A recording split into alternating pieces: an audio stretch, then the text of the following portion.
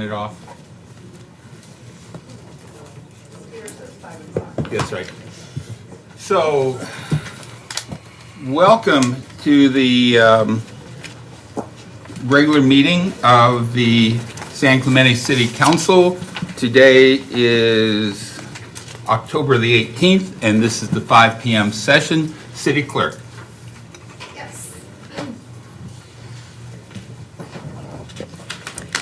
The first item on the agenda is the invocation to be given by Dusty Davis, Director of Operations at Shoreline Community Church. Please stand.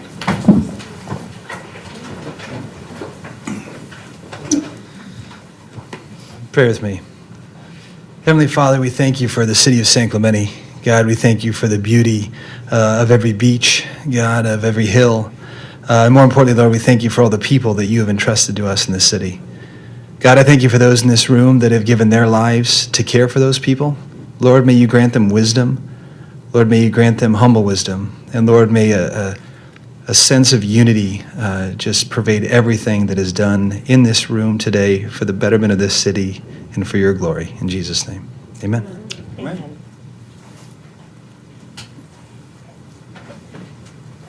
Mr. Washington, you want to lead us in the Pledge of Allegiance, please? All right, follow after me. I pledge allegiance to the flag of the United States of America and to the republic for which it stands, one nation, under God, indivisible, with liberty and justice for all. City Clerk. Yes, the roll call. Councilmember Ferguson. Here. I will dispense with that. All Okay. council members are here. Okay. Can we have a motion to waive reading in full of all resolutions and ordinances? So moved. Second. All in favor? Aye. Passes unanimously. Are there any items that require immediate addition to the agenda? No. No. No. Okay. Moving on to oral communications. Members of the audience who wish to address council on matters that are within the jurisdiction of the city of San Clemente but not separately listed on the agenda may do so during the oral communications portion of the meeting. Speakers may address council once during either oral communications part 1 or part 2. A total time limitation of 30 minutes is allocated for oral communications part 1, with each speaker being allotted 3 minutes in which to give his or her presentation. And we have what looks to be about 10 cards or so. First speaker is Brad Malamud. Welcome, new city manager. I want to discuss the general issue of BB&K's representation in the city, not item 10E issues. There's been no RFP for 7 years. I spent over 40 hours reviewing 2 issues, the TCA litigation appeal and breach of the BB&K contract by having someone other than Scott Smith or Mal Richardson perform city attorney services.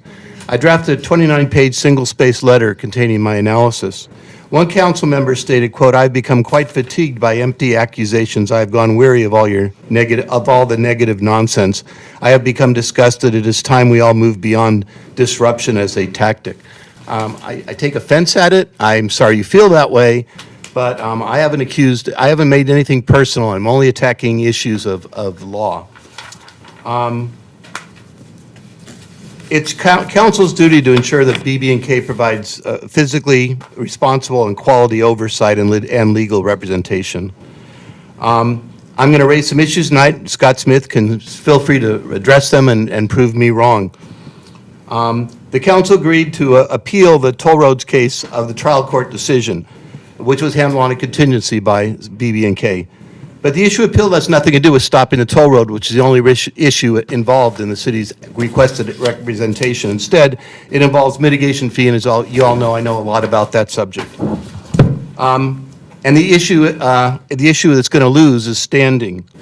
Only future developers will be relieved of any fees in the future, even if Scott Smith and BB&K wins, which they won't. They have virtually no chance of winning the standing issues because the city didn't pay a fee.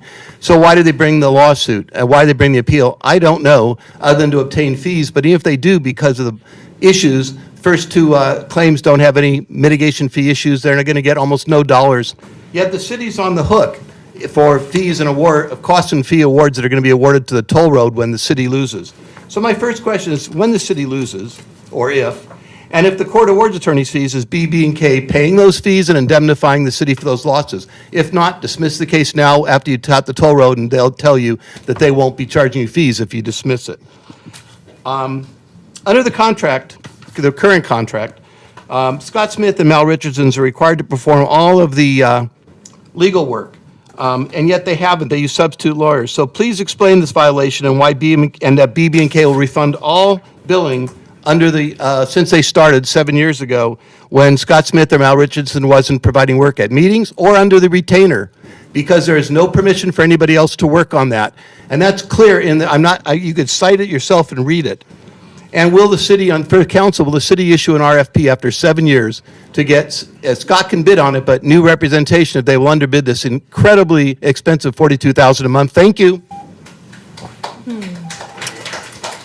Mayor, I have a quick question of the city attorney. Yes, ma'am. Just one question I believe is relevant now. The others should be under 10E for any questions. But could you answer that regarding should a court award, fees or costs to TCA, right?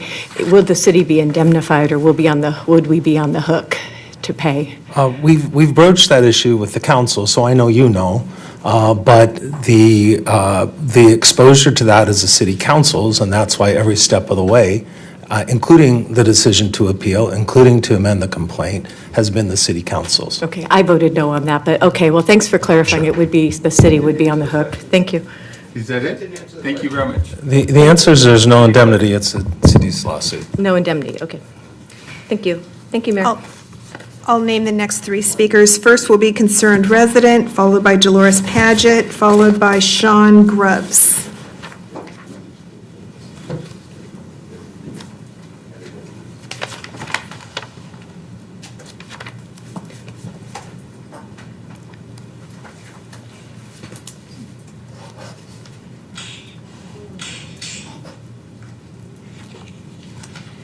The background noise you're going to hear during my presentation is almost as annoying as what the neighbors of Sanji listen to all day, every day.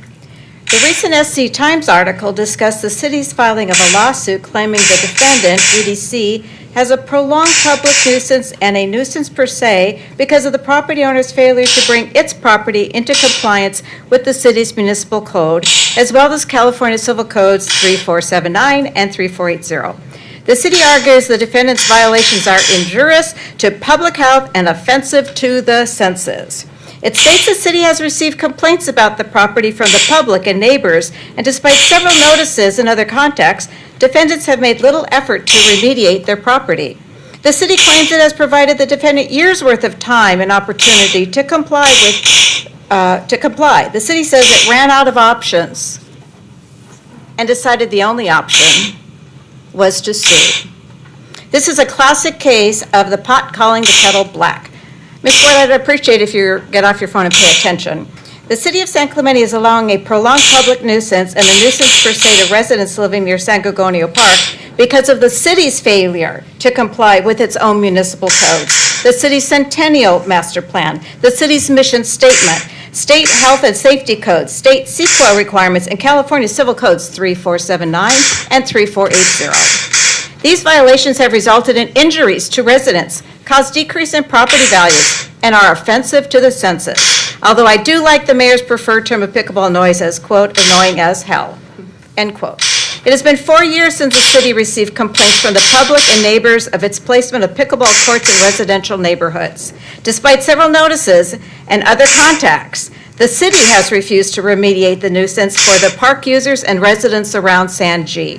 However, the city closed the courts in the SLR neighborhood for the exact same nuisance, and then they doubled that nuisance in San Gorgonio. It is virtually impossible for this sound to vary. It exceeded 80 decibels in SLR and exceeds 80 decibels in San G. Council, staff has refused to remedy their ill-advised and illegal action it took 4 years ago. Direct them to give equal quality of life to all neighborhoods immediately. It is now the city who has been provided years' worth of time and opportunity to comply.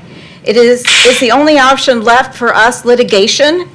Litigation due to staff status is the last thing residents want their tax dollars spent on.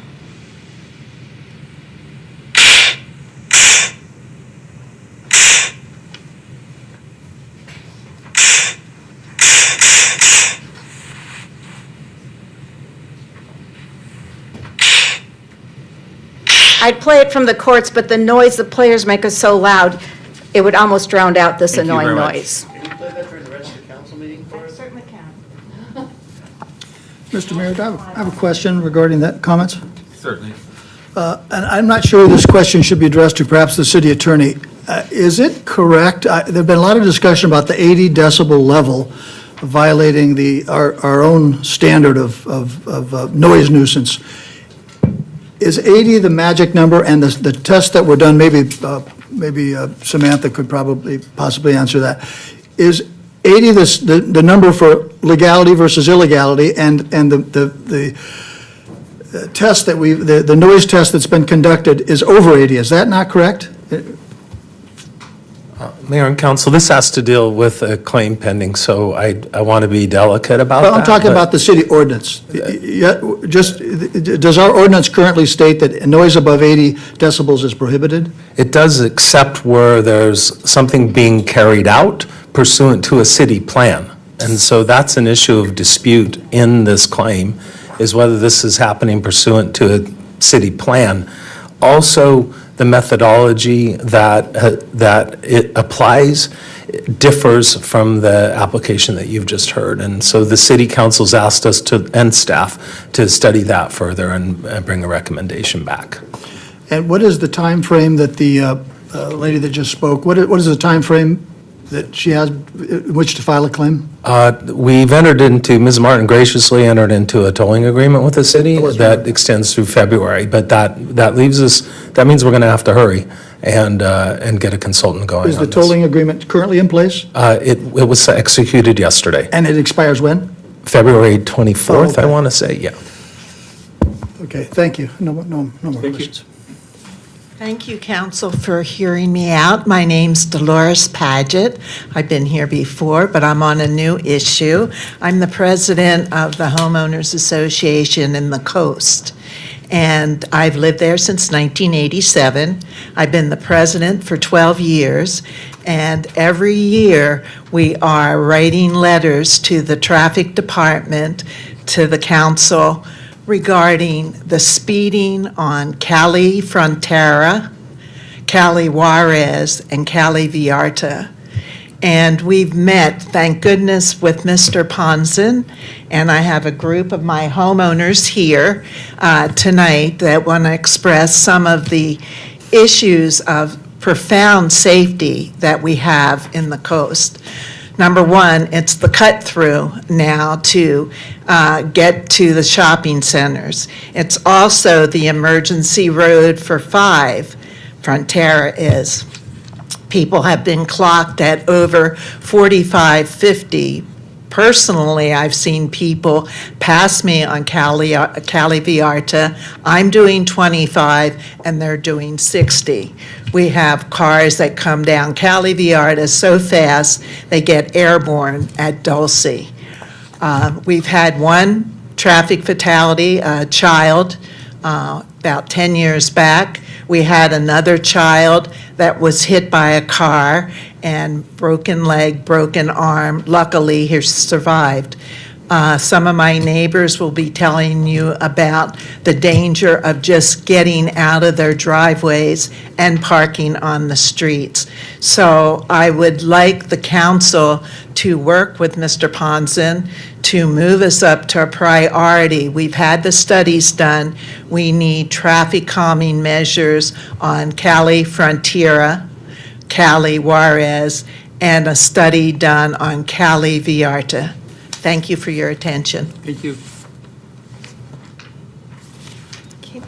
Sean Grubbs, followed by Butterfly Rusi, followed by Henry Rage.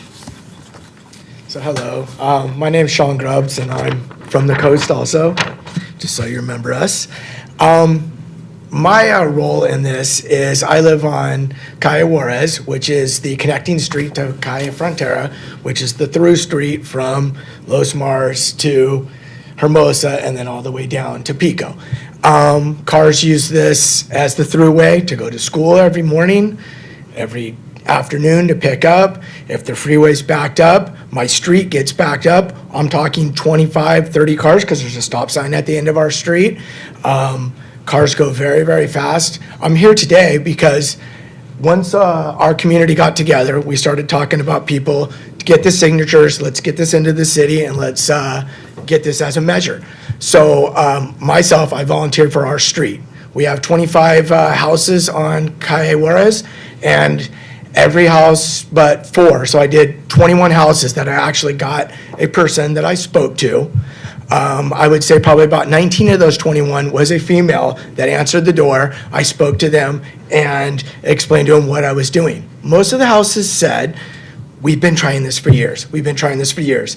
Yes, it's true. You've been trying it for years, but have you gotten signatures? Have you come to city council? Have you actually done it the right way instead of just complaining? Well, we're voicing our opinions now. We're trying to let you guys know, see if you guys can help us, because that's what I'm here for, is to see if we can get some help from you.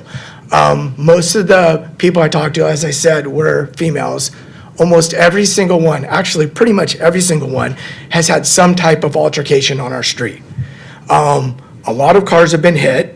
A lot of, as Dee was saying, a few traumatic accidents have happened. And it's just gotten to be where everybody talks about it, you know, hoping that you guys can do and help us out. My wife got into a very heated altercation where she pulled out of the driveway.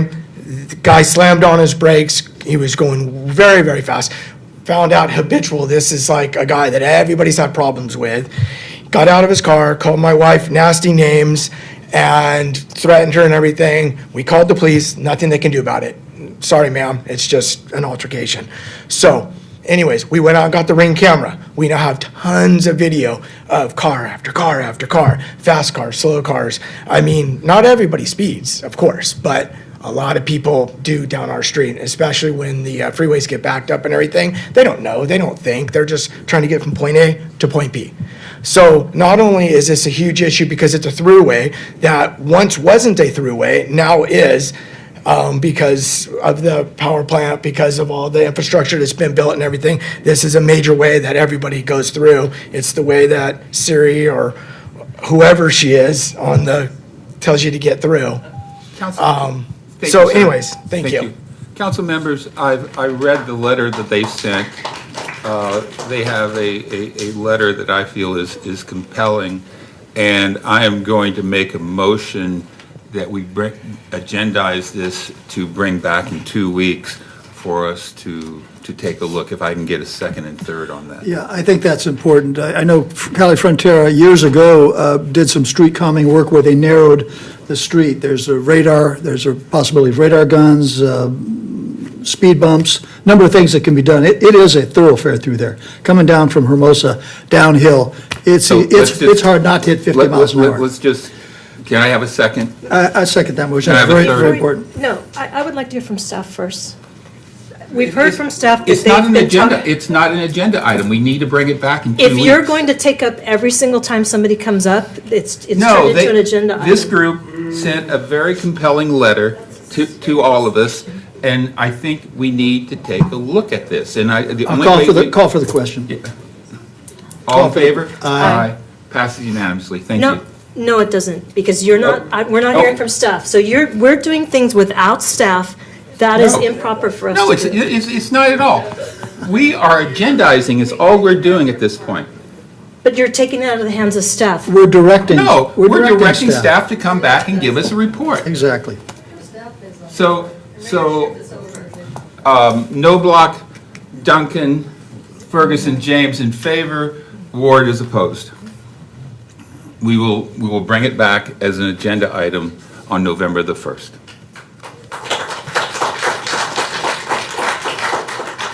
Next speakers are Butterfly Rusi, Henry Rage, and Amanda Q.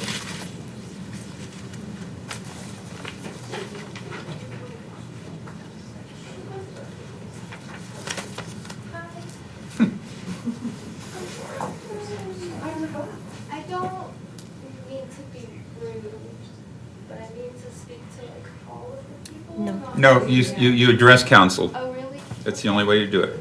Okay. Well, I have this. It's a map of my neighborhood, Forster Ranch. I don't know where to put it. Do I tape it or like hold it? I have a speech I prepared. Your time is going. Oh, is it? moving. Okay. Yes, it is. Hi, my name is Butterfly. I've lived in San Clemente since 2003 when I was 6 years old. I've grown up here and seen it change a lot in 20 years. Our community has grown and continues to grow as more people coexist together, the more difficult it becomes to do so. Socrates would have loved to be here. Unfortunately, he's not. So I have a quote from him. Be kind, for everyone you meet is fighting a hard battle. I know daily life can be hard for individuals at home, work, and community, and commuting, and for so many other reasons, it can be hard to remember that everyone goes through it and we're all in this together. Every one of us is working in unison toward a kinder, safer, and better world. And I'll just skip all that because, I don't know, people and kindness. A word definition of patience: the capacity to accept or tolerate delay, trouble, or suffering without getting angry and upset. I believe if people had more patience, less life would be lost and there would be far less suffering in the world. Just have more patience when you're driving, please. There are more car drivers now than ever before, and children are given e-bikes as fast as cars without being taught about safety or laws, putting not only those children at risk of life, but others as well. There's already been a fatal bike accident in San Clemente.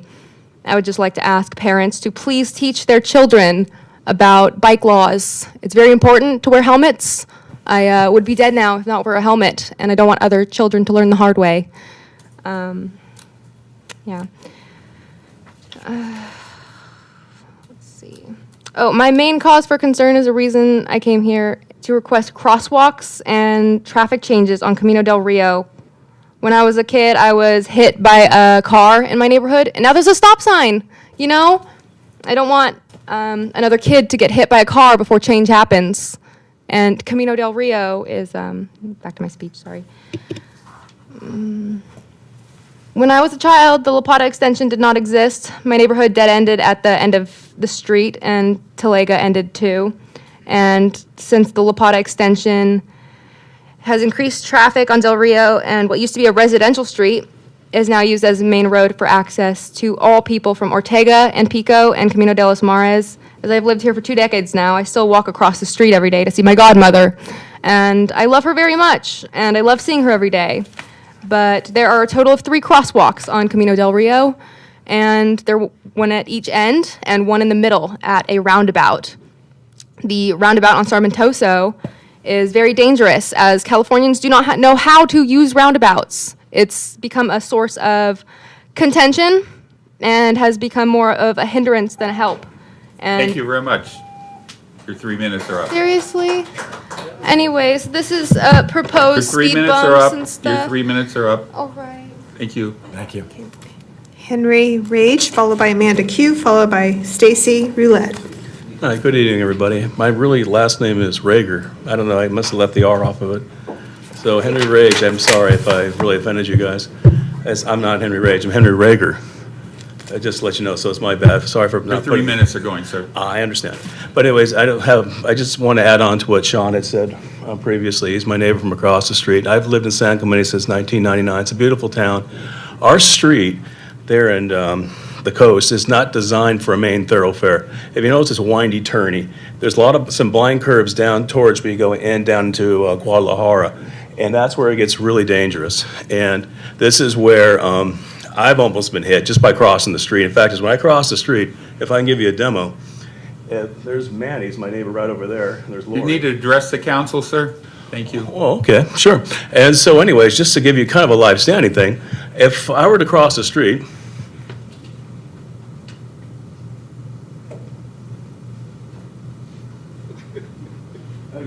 there goes a car, just like, it's, and they're going, I had a friend who brought over, one of the speed guns, and we got one going over 51 at one time, just brought one over just for the heck of it, and be honest with you, we've never actually brought that up. We've always just kind of kept it quietly, complained about it. but we would like to bring this to your attention because like was mentioned earlier, a couple of people, one child was killed, one was seriously injured.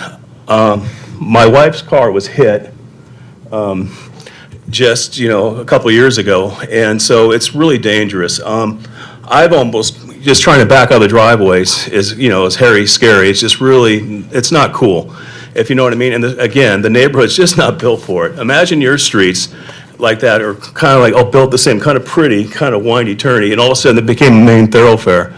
And just brought in like that, the streets really need to be calmed.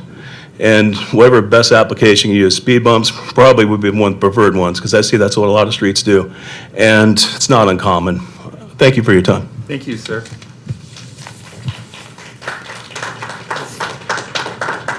Amanda Q, followed by Stacy Roulette, followed by Lisa Adone. Hi, council members. I have a presentation. Hopefully it can go up. Is it up? I can't see. Okay. There we go. Oh, great. Thank you. Not yet. All right. So hopefully it'll come up. Next slide, please. So the OCTA scoping period ended on August 15th to submit public comments, and there were 2 public forums, one in person and one online. And not all the details of the project were discussed at these meetings, such as having a project location map or an aerial map at the July 28th OCTA scoping meeting. There were about 100 participants between both meetings, and around 100 comments were submitted. Next slide, please. So I was curious about, basically which candidates submitted public comments, and only 2 candidates submitted a scoping comment, Dennis Camp and Aaron Washington, for the deadline. Next slide, please.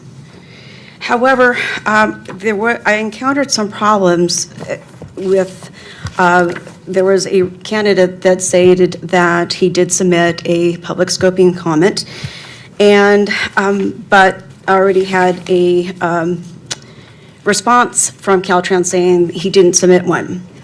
And so next slide, please. So he shared with me his email that he had submitted, and the problem is results of this inquiry and multiple calls to OCTA and Caltrans showed that the Caltrans email system is case sensitive, and even when you log in to do a PRA request, it's very sensitive. So if you, let's say you have a temporary password and you leave out, if you just include just a little space, you won't be able to log in.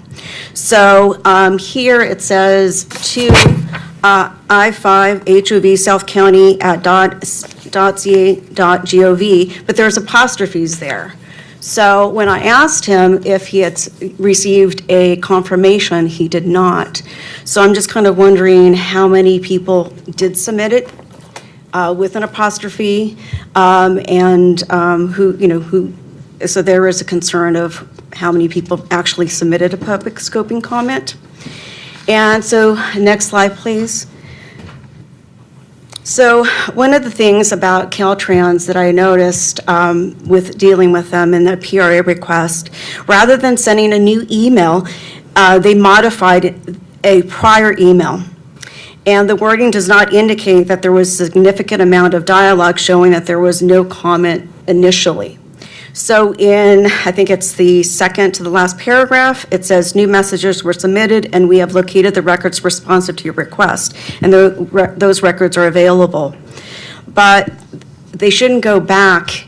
It's kind of like if you're in healthcare and you're an RN, you can't go and try to chart in a previous notation because you can't do that. There's restrictions of that. So I just wanted to let you know. Thank you very much.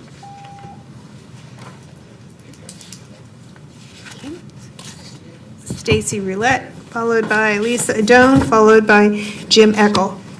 Good evening. Thank you for letting me have the opportunity to address you. I'm also here to address the need for calming measures in the areas of Calle Frontera, Calle Juarez, and possibly Calle Vallarta.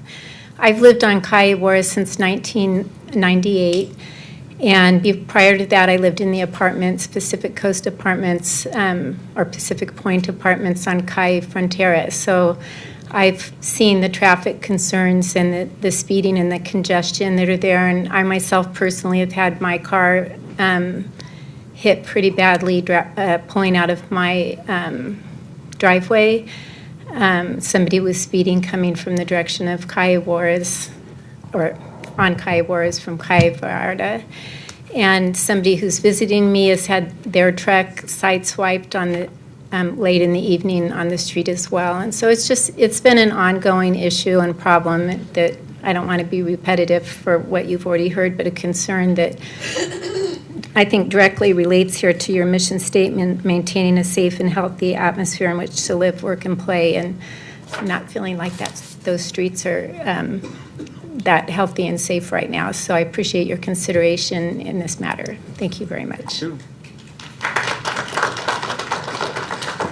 Lisa Doan, followed by Jim Eckel, followed by Kara Prophet Skinner. City Clerk, how many more do we have? We have one more after that, so 4. We're at I think we're nearing, We're at 30 minutes. we're at 30 minutes. Do you We'll want to give- defer those? Yes. Or you're- May I? Thank you. Let's proceed. Good evening, council. Thank you for your time. I have a number of concerns that I'd like to air tonight. On behalf of our community, we have a growing number of disabled or very poorly maintained RVs blossoming throughout San Clemente. I've written to council about this. I copied Adam Atamian. I copied Scott Smith. Cecilia was nice enough to reply, as was Kathy Ward and Laura Ferguson, so thank you for that. I certainly appreciate it, but I'm just a citizen. I don't know what to do when I see these RVs up on blocks in the Walmart parking lot, not even attached to a vehicle. I counted 6 one day with expired tags. 1 had a propane tank chained to the bumper. 2 had generators chained to the bumper. 1 had a gas can. There's a use of open flame cooking routinely. They have expired tags. There's 1 person who's taken up squatting in the Starbucks parking lot. And when the Starbucks property management moves her, she ping-pongs over to Walmart. When Walmart property management moves her, she ping-pongs back to Starbucks. This has to stop. This poses a danger to public health and safety. The Walmart in Fridley, Minnesota stopped allowing overnight parking because there was a fire of one of the poorly maintained RVs, which caught fire to a vehicle parked next to the RV. You can take a look at it. It's Essie McKenzie who brought the lawsuit. Her 2 daughters, one was killed in the fire, the other one was permanently maimed due to burns. Are we waiting for that type of occurrence to happen in San Clemente? Because based on the proximity to brush, blocking the fire lane to Marblehead, and that took a number of phone calls, texts, emergency calls, et cetera, to finally get that vehicle towed. What are we waiting for to do something about this in a planned, organized fashion? Imagine, is the city willing to incur the risk if there's a brush fire, if there's a loss of life, if someone is maimed? It's a threat to public health and safety. Additionally, excrement, used feminine hygiene products, used condoms, needles, garbage, where does all that go? If it's dumped on the street, it washes down into the ocean. I'm talking about Target, Walmart, Ralph's parking lot in El Camino Real, Los Molinos, which is whack-a-mole, and you could take a look and drive down any day, and you'll see 8 to 15 RVs parked on either side. Very concerned about it. So I'd like to have some sort of an answer from code on what steps will be taken. Additionally, darn it. Thank you. See you soon. I have a little bit more to say. Thank you. Jim Eckel, followed by Kara Prophet Skinner. And do we have another one after that? Yes, and that's Yes. it. And that is who? Dawn of the Dream. Okay. I'm with the Coast also. Thank you, council, for listening to our argument here. You've heard all the safety issues, but let me talk to about one that's very near and dear to everyone's heart, is the financial issues as it relates to our property values. This is from a letter from a woman named April O'Neill, and she's realtor with First Team Real Estate. She's been valiantly trying to sell a property across the street from me. And here is her letter, dated September 28th, 2022. As a visitor and business professional to this wonderful community, I've witnessed firsthand the negative impacts of the traffic pattern on Calle Frontera, both in safety concerns and financially for the homeowners directly. I currently have a listing on Calle Frontera that has had its resale challenges, with the sole reservation of buyers' feedback being the excessive speed and amount of traffic continuously flowing through this area. This is a known factor amongst local agents and is avoided by most.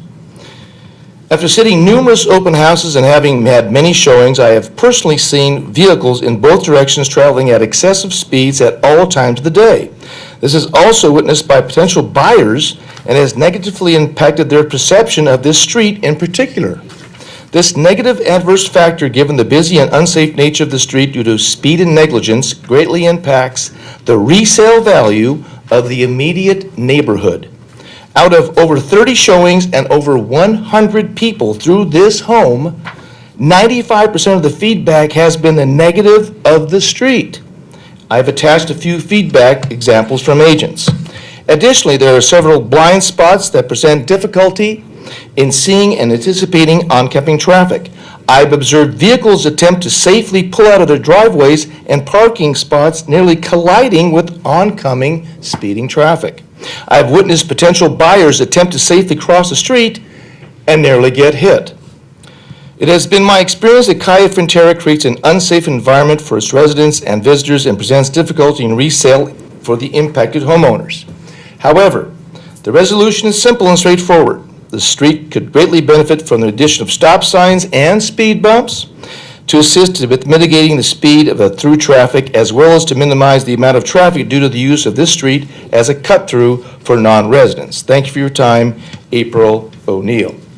The remaining 30 seconds, I want to read a couple of these things that she mentioned from realtors.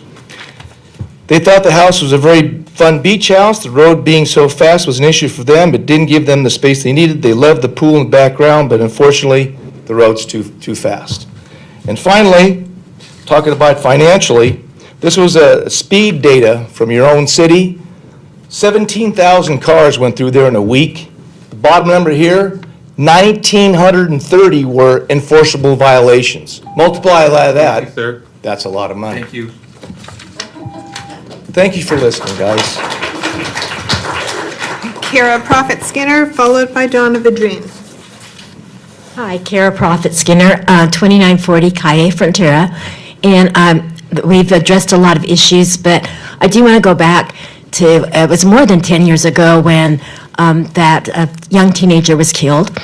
I was there, I saw him die, and my two grandkids were in the house at the time, and it was at that point that we did petitions, and I was on a committee, met many times with the engineer. We met in many homes, and we were working with the city, and nothing was done because of all the reasons that you've heard. You know, it's an emergency through affair. So it goes way back. And if you ever see a young person die right there in front of you for something that could have been avoided, that's just really heartbreaking. The second issue is I'm also a real estate agent with First Team, and I've actually sold 3 houses on Calle Frontera. It was very hard. But the bottom line is that if I was personally selling my house and I have no control over it, I would never sell it to a family with young kids. We have 2 families across the street from me with young kids, and I worry about them all the time because they're just small children. And, that's, everybody else has really covered everything else that they've talked about. So you already know the issues of people passing and just being idiots on those 3 streets. So please do something now. Oh, and by the way, when I moved in '96, they didn't have speed bumps, but right in front of my house was the dots, and those were removed. So at some point after 96, those were removed, right in front of my house. Thank you. Dawn of the Dream. I'm going to decline right now. Okay. Moving on. All items listed on the consent calendar are considered to be routine and will be enacted by one motion without discussion unless council staff or the public requests removal of an item for separate discussion and action.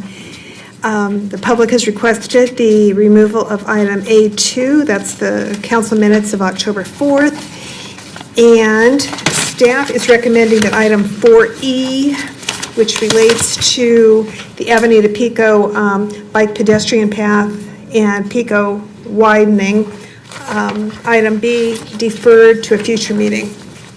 And I'm going to pull item L and M.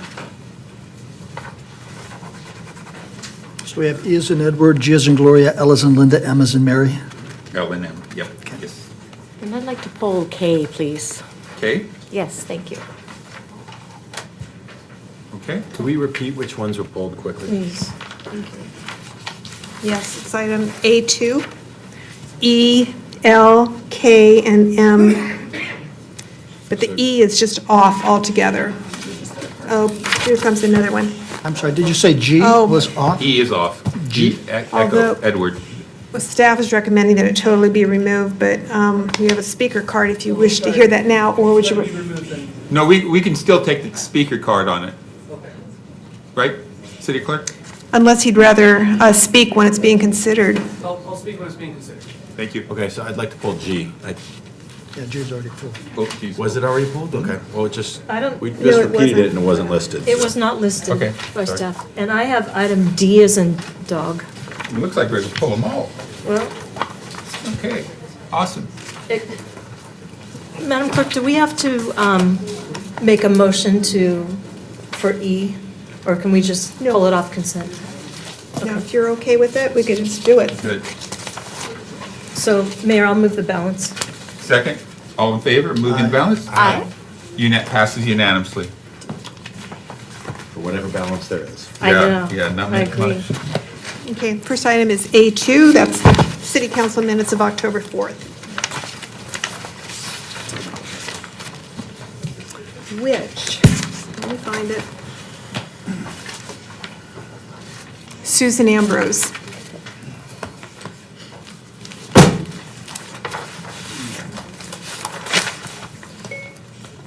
Hi, good evening. I think you realize that all of us who come up here really come with a purpose in mind to address to you as resulting from the community and ourselves. I commented at your last meeting about the Neighborhood Watch program.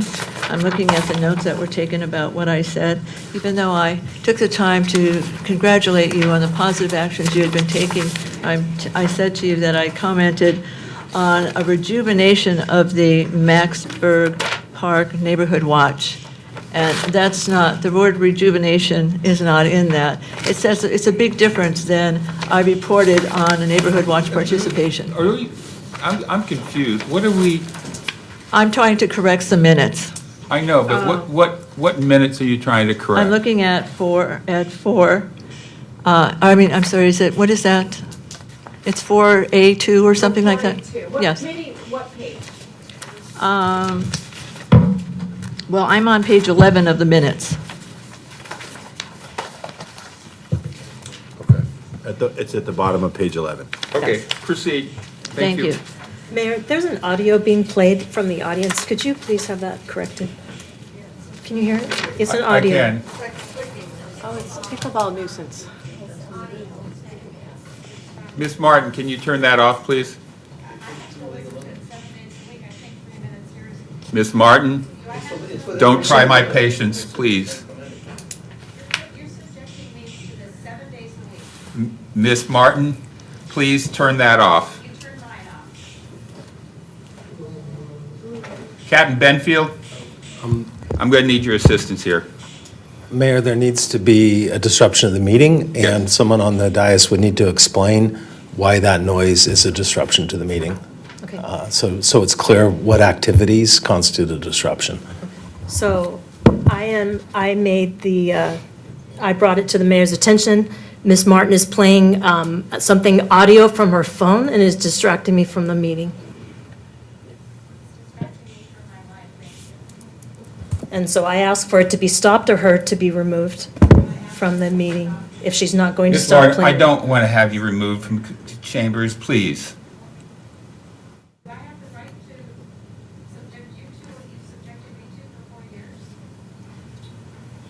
Ms. Martin? Thank you. You've turned it off. Thank you very much for cooperating. Can I have my minutes back? You get all your time back. Let's proceed. Thank you. So I'm not sure, Laura, that you got that recommended change or if the city council will even approve it, but it is an added purposeful reason why I was up here 2 weeks ago at this meeting to comment on the rejuvenation of the Maxburg Park Neighborhood Watch. And I also added to talk about something that the city council has approved for the Public Safety Committee, that we look forward to the Neighborhood Watch assistance noted in the Public Safety Committee work plan approved by the city. If you could add those two key elements in, I think it tells people what my purpose was when I came up to speak. I'd appreciate it. Thank you very much. Thank you. I'd like to make a motion to add the revised comments into the minutes. Mayor, I don't see where that would go. It needs to be identified.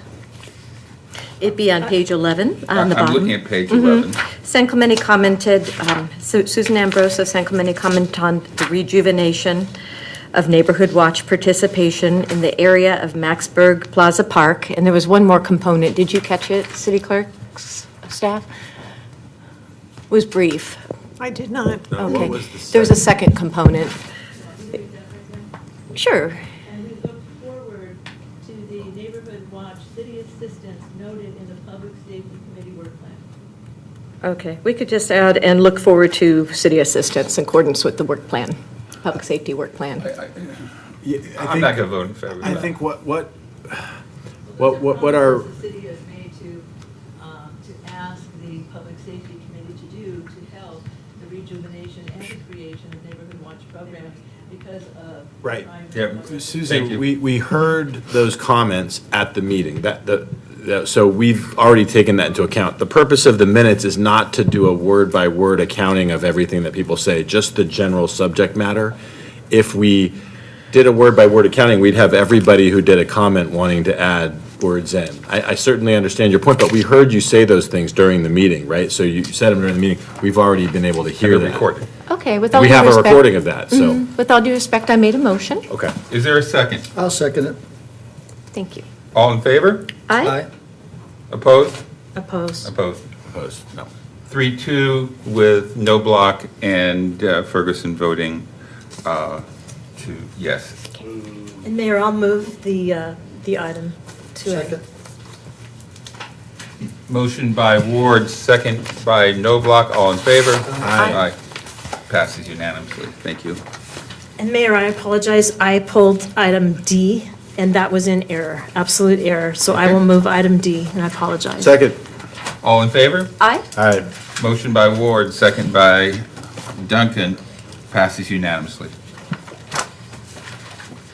Next item is item G, contract award for the development of a nature-based coastal resiliency project study in connection with the local coastal program Round 7.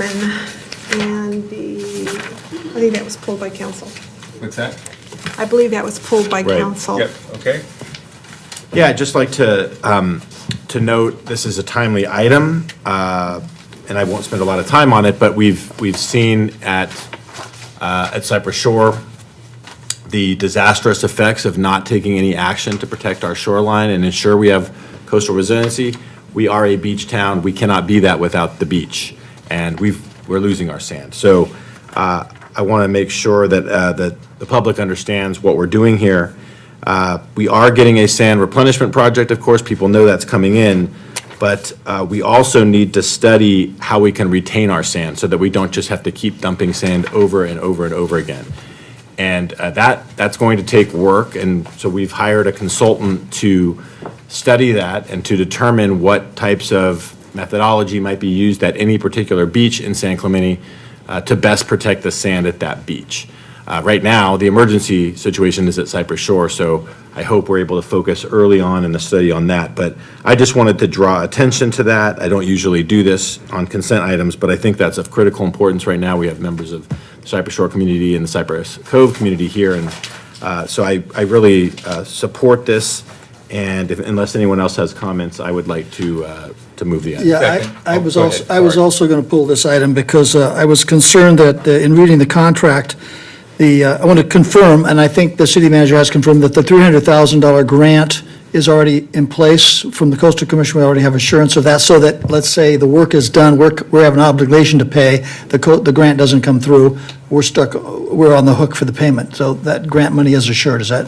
The grant money is assured. The commission grant process requires that we are very detailed and specific in what the schedule, what the tasks, and what the deliverables are. So we'll work to ensure that we are fully reimbursed for the $300,000 grant. The other concern that I had is that this is a 3-year study, and under the contract, we're supposed to, if there was a change order, it's for those things that are reasonably anticipated. This is a 3-year contract. We have sand that's going to be hopefully delivered to our beach, 250,000 cubic yards in the next year, year and a half, hopefully. And I'm just concerned that this contractor would come back and say, this is a change order. We're analyzing your beach right now, but you've just dumped 250,000 tons of sand. We're going to have to do more work, and therefore another large change order. That sand can be reasonably anticipated to be dumped. So I just want to make sure this contract doesn't give us, this contractor the ability to come back and say, hey, we need another $150,000 or something. Could you address that? Yes, thank you for the opportunity to address that issue. One of the key components of this nature-based feasibility study is to look at how we can retain the sand that we get from the Army Corps of Engineers and make it last as long as possible. So that's built into the program. This analysis will complement the Army Corps project, and that's in the proposal. Okay, and the last concern I had, that this is a nature-based contract, nature-based.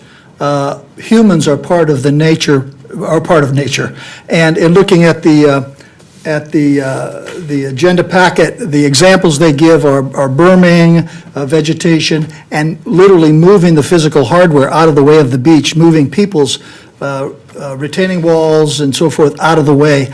I just want to make sure that with this analysis being nature-based, that people and people-related improvements are also a key component.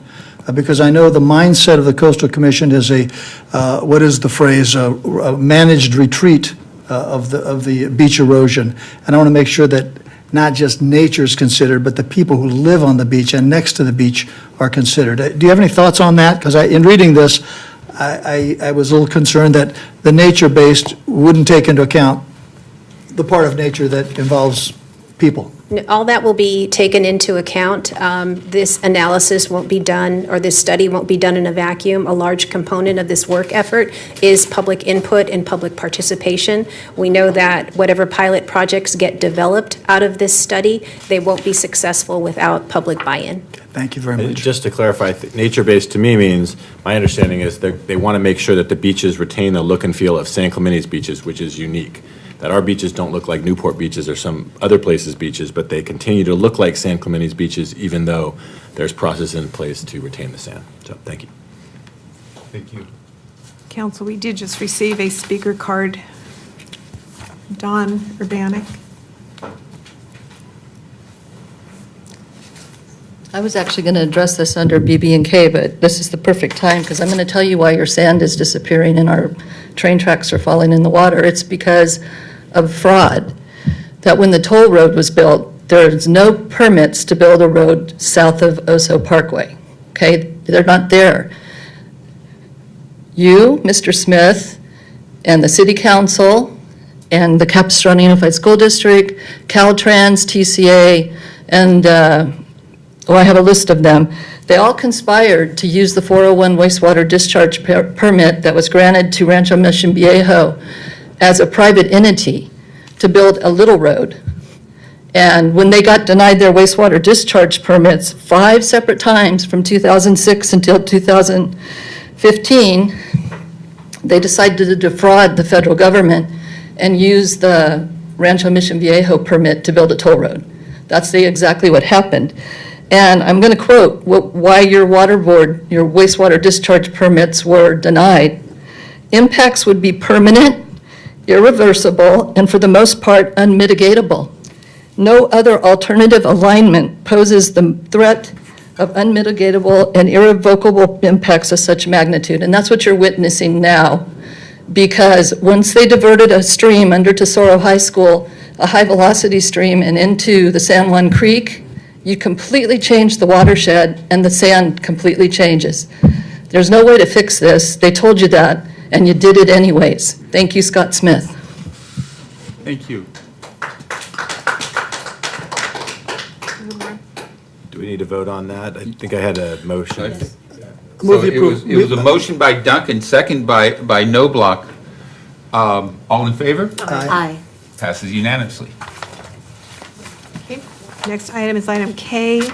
That's resolution allowing for the use of ocean lifeguard personnel at city swimming pool facilities.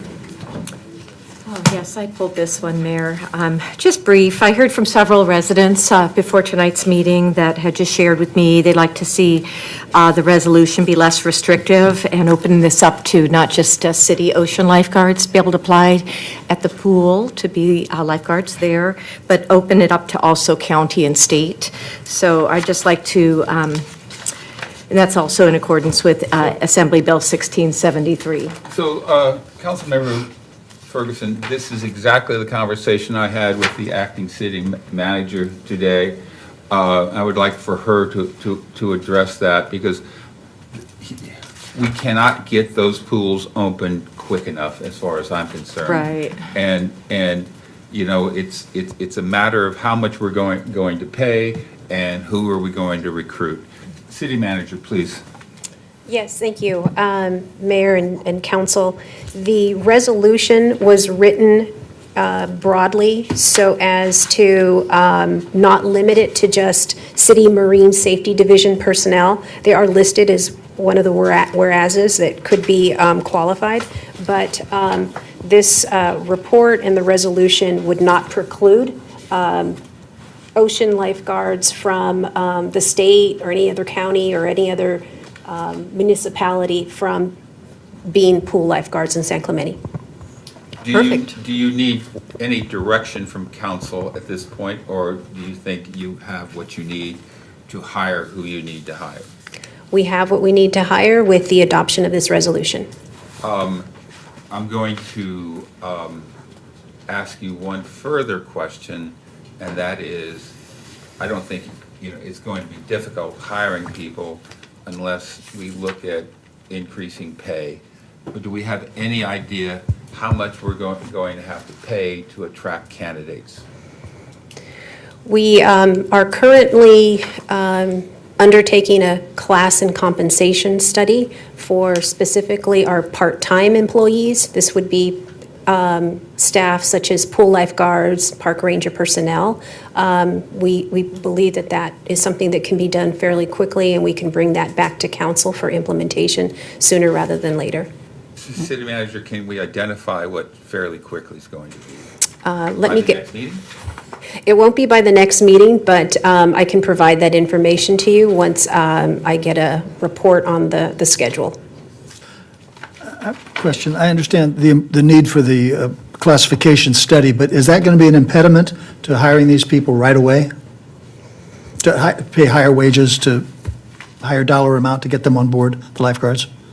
It shouldn't. My understanding is that if they are qualified as ocean lifeguards, we can pay them the ocean lifeguard salary. So there's pay no rate. impediment to moving forward right now with that? Correct. With that clarification, I support the motion. There is one impediment, and that is, I think our ocean, we're running short of ocean lifeguards as well, are we not? That's my understanding. Because they're seasonal, somewhat. Exactly. So we are looking at any and all opportunities to expand our pool and ocean lifeguard staffing personnel. Okay.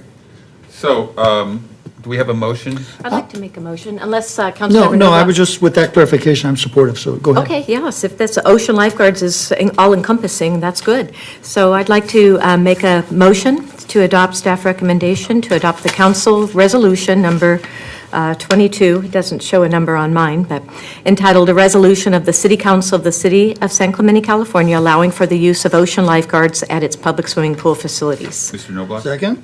Motion by Ferguson, second by Noblock. All in favor? Aye. It passes unanimously. Next item is item L, approval of additional services agreement for Flock Group Incorporated for automatic license plate readers and services. So I pulled this more for the enlightenment of the public. Who's the staff member that can speak to this? Do we have a staff member that can speak to this?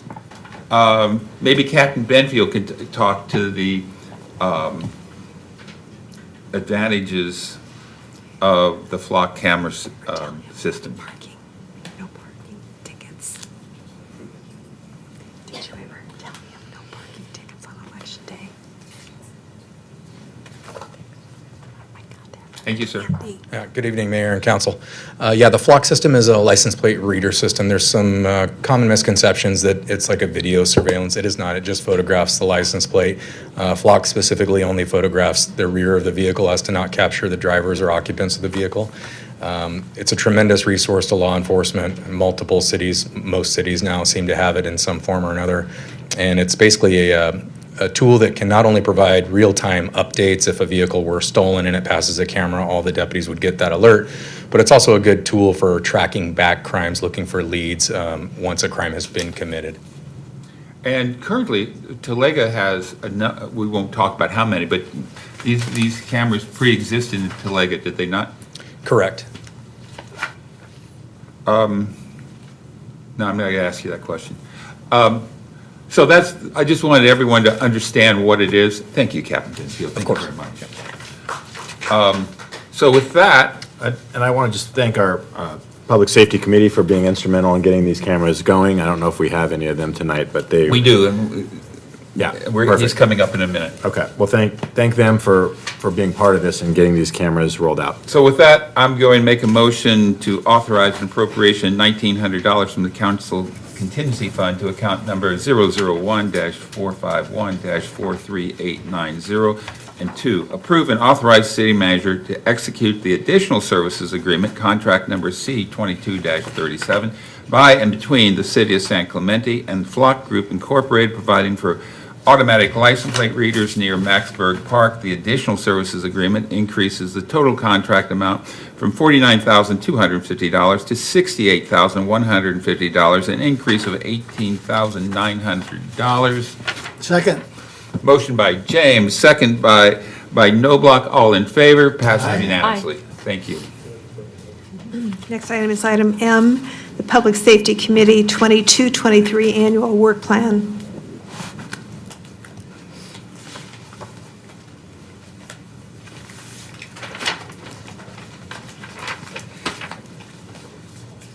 Good evening, folks. I'm Bill Hanrahan, a short-time member of the Public Safety Committee. If you've got questions for me, I'm here for you.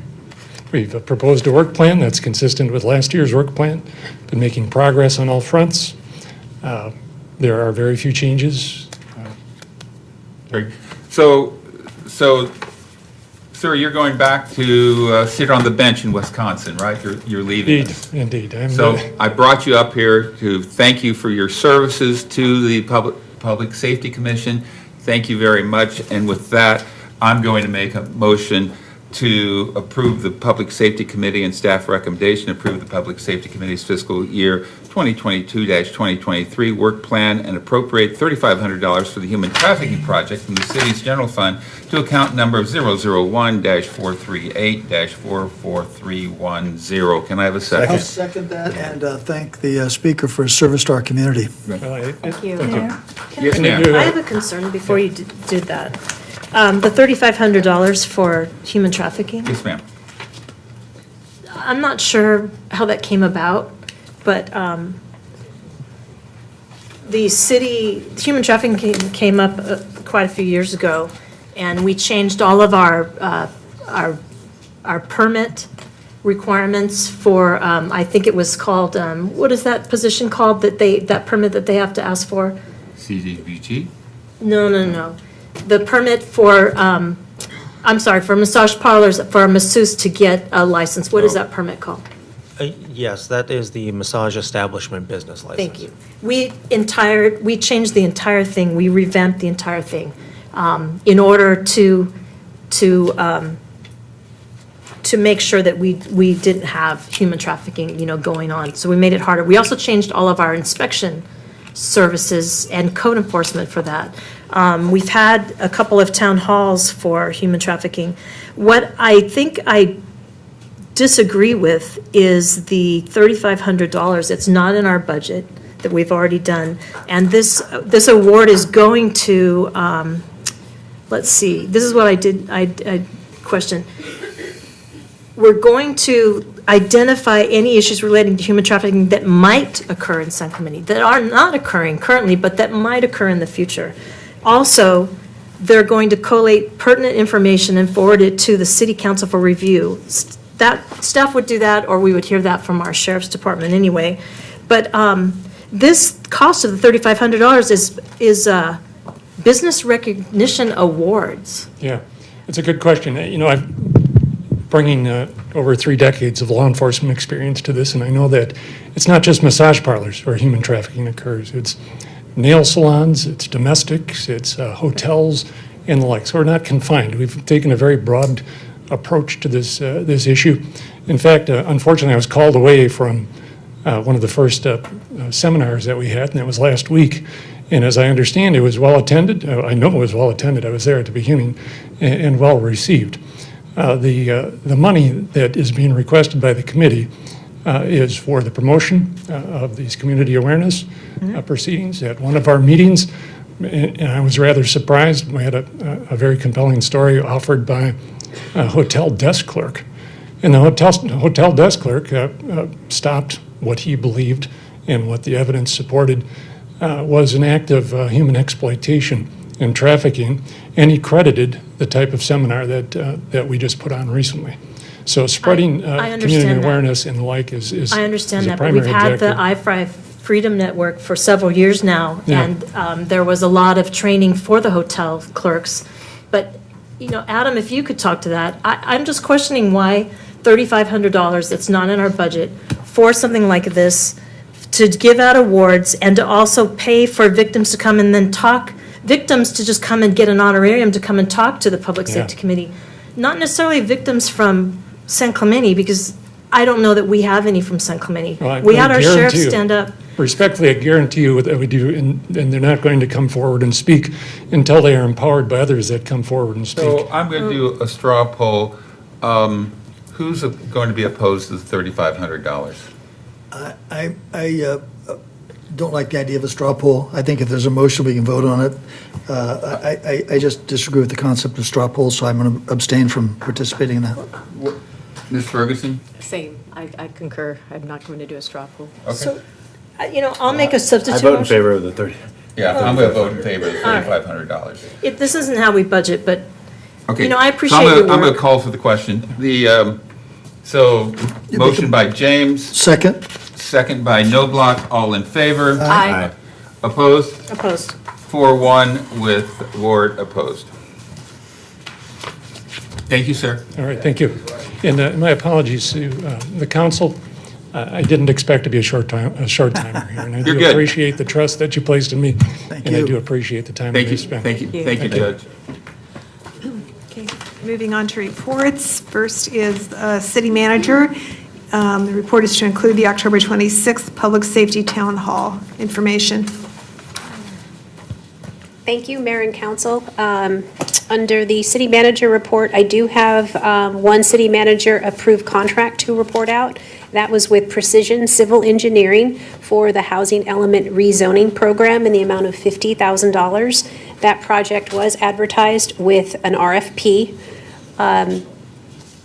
Following up on that, I'm happy to announce that the State Office of Housing and Community Development certified the city's housing element. We received notification last week in the form of a certification letter that our housing element had been approved. And this contract with Precision Civil Engineering will help us implement the programs that are in the housing element, which staff is currently working on, which will be coming forward to City Council within the next 6 months. The other item I wanted to raise is the Public Safety Town Hall. At the last City Council meeting, the council requested a Public Safety Town Hall that's scheduled for October 26th at 6 p.m. in the City Council chambers. I wanted to get an idea of who will be attending so that we know how to adequately notice the meeting. My understanding is that there are at least 3 members of the City Council attending that Public Safety Town Hall. It is Mayor James, Mayor Pro Tem Duncan, and Councilmember Noblock. And I'll check my schedule. This is first I've learned of it, the date, so thank you. Okay. I'll let you know. Yes, please, thank you. And then the last item I wanted to mention is the I-5 listening session that had been scheduled for this Thursday, October 20th, will be rescheduled for a day and time when the City Council Transportation Subcommittee that's composed of Mayor James and Councilmember Ward will be available. So we'll be sending out a notice of the cancellation and we'll be notifying the public of the rescheduled time and date. In acting city manager, a listening session, I need to understand what that means, what that is. And I think most of the public has no idea what that means. So can you enlighten us on that? Yeah, so it's an opportunity for the City Council Transportation Subcommittee to listen to the public regarding any concerns, any comments, or any questions they have about the Caltrans OCTA I-5 project. Will Mr. Will Stan be there? I don't know if he will be there. My understanding is that we have a facilitator who will be present. His name is Ryder Smith. Sure. And OCTA, will they present anything there? I don't believe OCTA will be present. All right.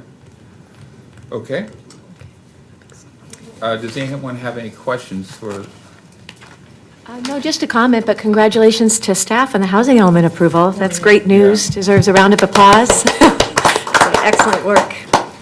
We're just reading an article that most cities have not complied, so Right. we're in the minority there. That's good news for us. So, City Clerk?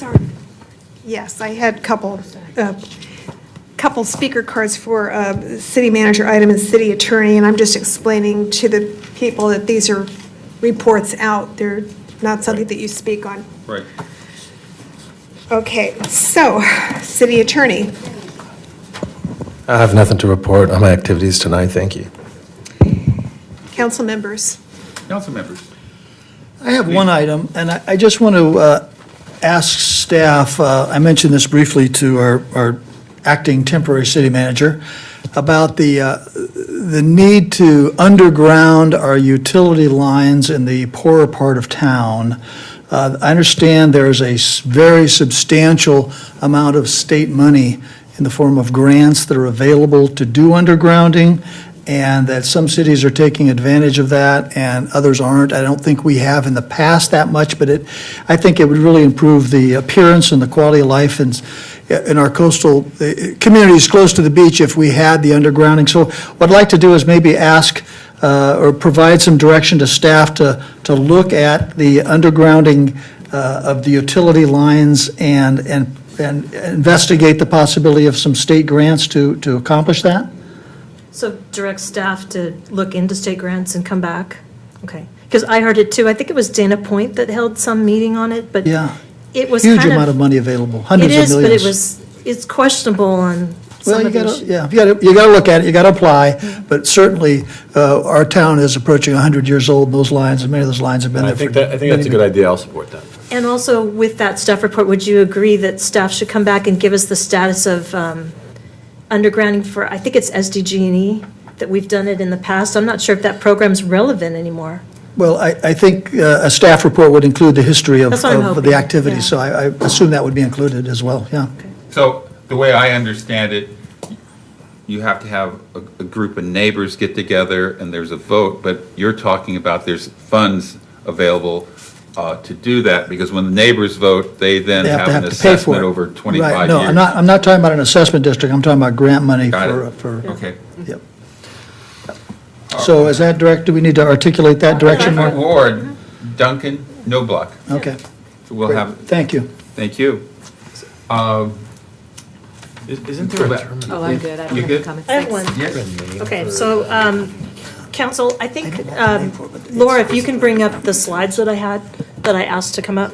Council, we got a petition from the neighborhood in Riviera. This is the access to Riviera Beach. And you can see, this is the beginning of the day, the e-bikes that are lined up. Laura, can you go to the next one? It gets worse as the day goes on. I was sent these pictures and I gave them to staff. You can see they're on both sides, they're up against the planter, and there's people trying to walk through with all of their belongings through it. Can you go to the next one? The e-bikes are, if they don't fit in there where people can win their way, they're on the sidewalk and they're actually blocking the sidewalk at this point. There's cars, it's a big, the reason it's red is cars go around there and pick up kids and stuff. So I think there's one more, maybe not, okay. There it is, and you can still see people at the end trying to get through. So the neighbors wrote to us, I told them that this is the way that they could do it, not come to city council. They asked if we would agendize this or I think we have to direct staff to do anything about it. They did a petition and they asked us to have staff look into how the space could be redefined and add some bicycle parking stations in there. So that's my request, if we agendize that at this time. And have staff, not agendize it for our next meeting, but have staff come back when they're ready to, when they can look at this and do it. I'm supportive of that. Okay. Yeah, me as well. So, Ward, no block, Duncan. Thank you. That's it. Mayor Pro Tem? Just quickly, I do want to give a shout out to Captain Benfield for the great work that the sheriff's deputies did with the burglary suspects. It was just awesome to see the public come out, and thank you to the public as well for bringing this to everybody's attention.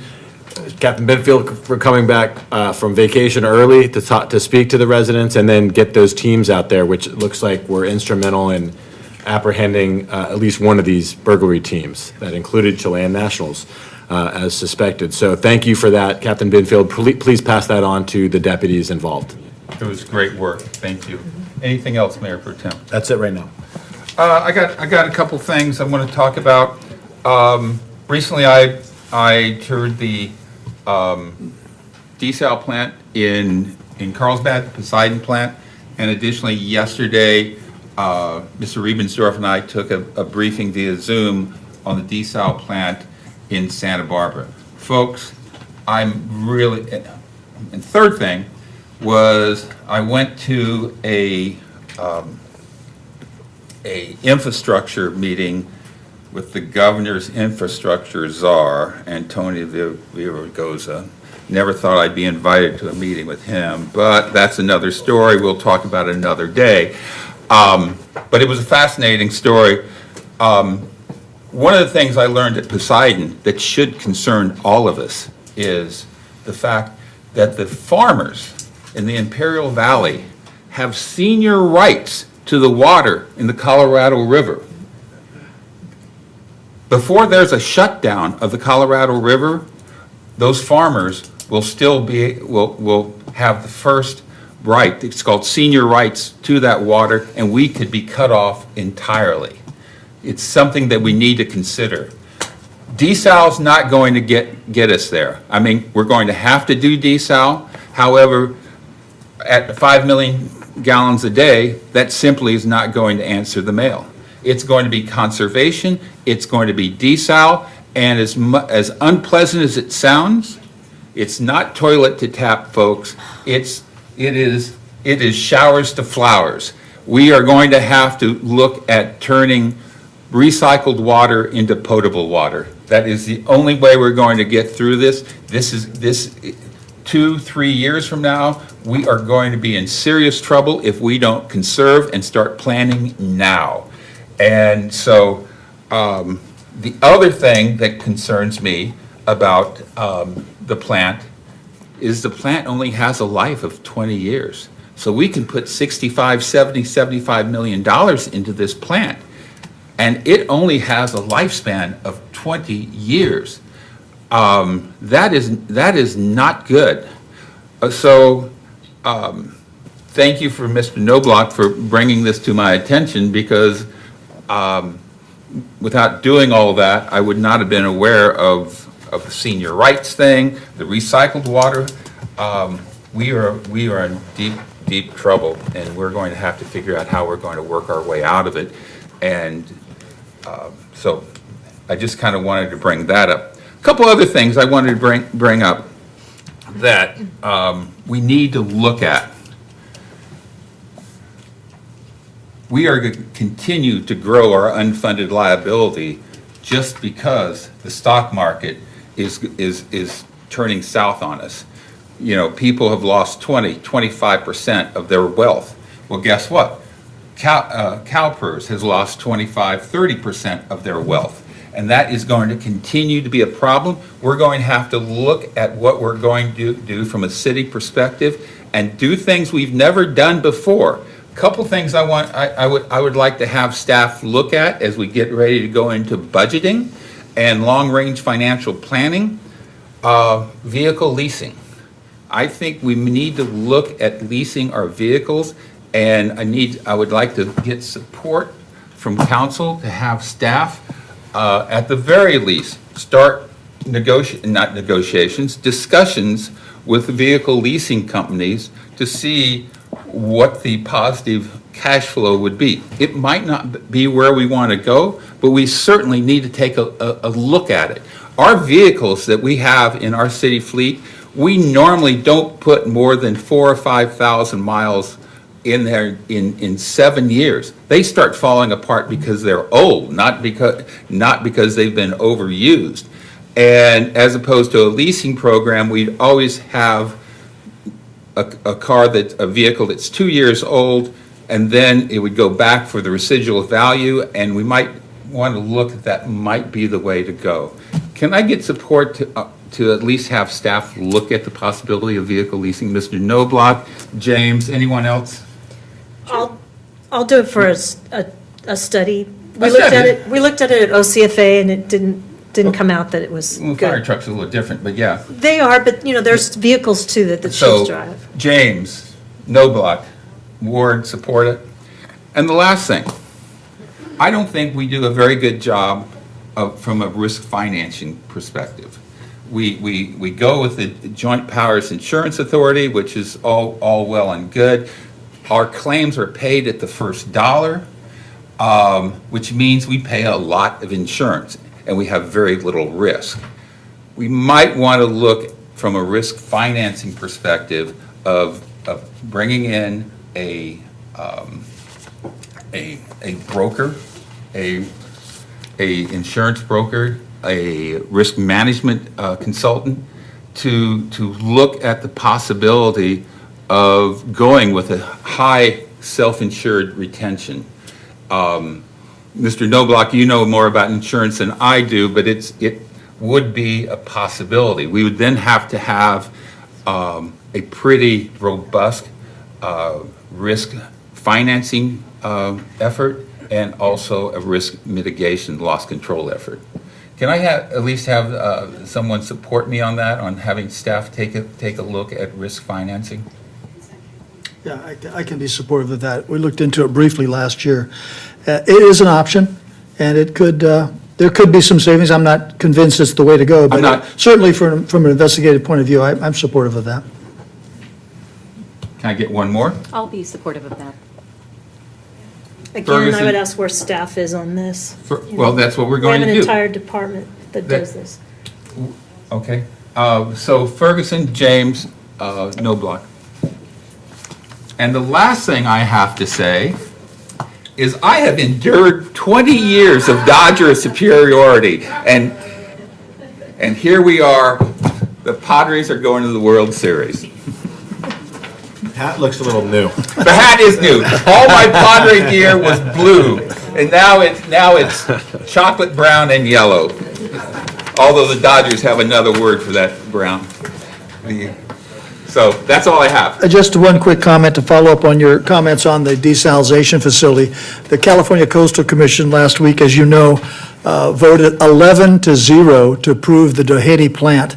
And it's interesting, when Huntington Beach was turned down and they looked at Doheny's application, they said this application was a model for California. They said they covered all the bases from the showers to flowers or toilet to tap, however you want to, from that component to all the environmental issues. It was really, it was amazing, the support of the Doheny application. You know, It was very well one received. more thing about that.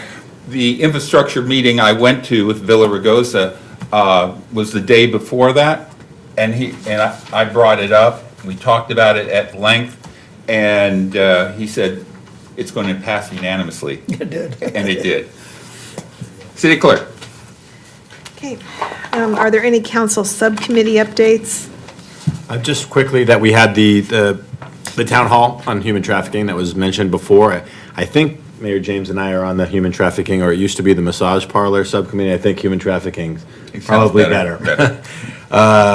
And it was successful. And I want to thank Adam for being instrumental part of that, and Rick Loeffler from the Public Safety Committee for setting that up. It was well attended. I think we covered a lot of area, and I'd look to see where we can go in terms of continuing to educate the public about this so that we don't have this going on in our town, taking advantage of people. So, yeah, hopefully we'll keep that going. So we won't have a motion to recess into closed session, but we will have a motion to recess until 7 p.m. I'll second that motion. That's So that, yeah, that was my motion, reset. Second. Motion by James, second by Ward, all in favor? Aye. May I ask why we're recessing till 7? It says the scheduled public hearing was advertised for 7:30, which isn't going to happen. I think we've got the We're good. presentations at 7. Yeah. What's 7? Set presentation. We have to tell people. Okay, thank you. A time certain. Or come, it's okay.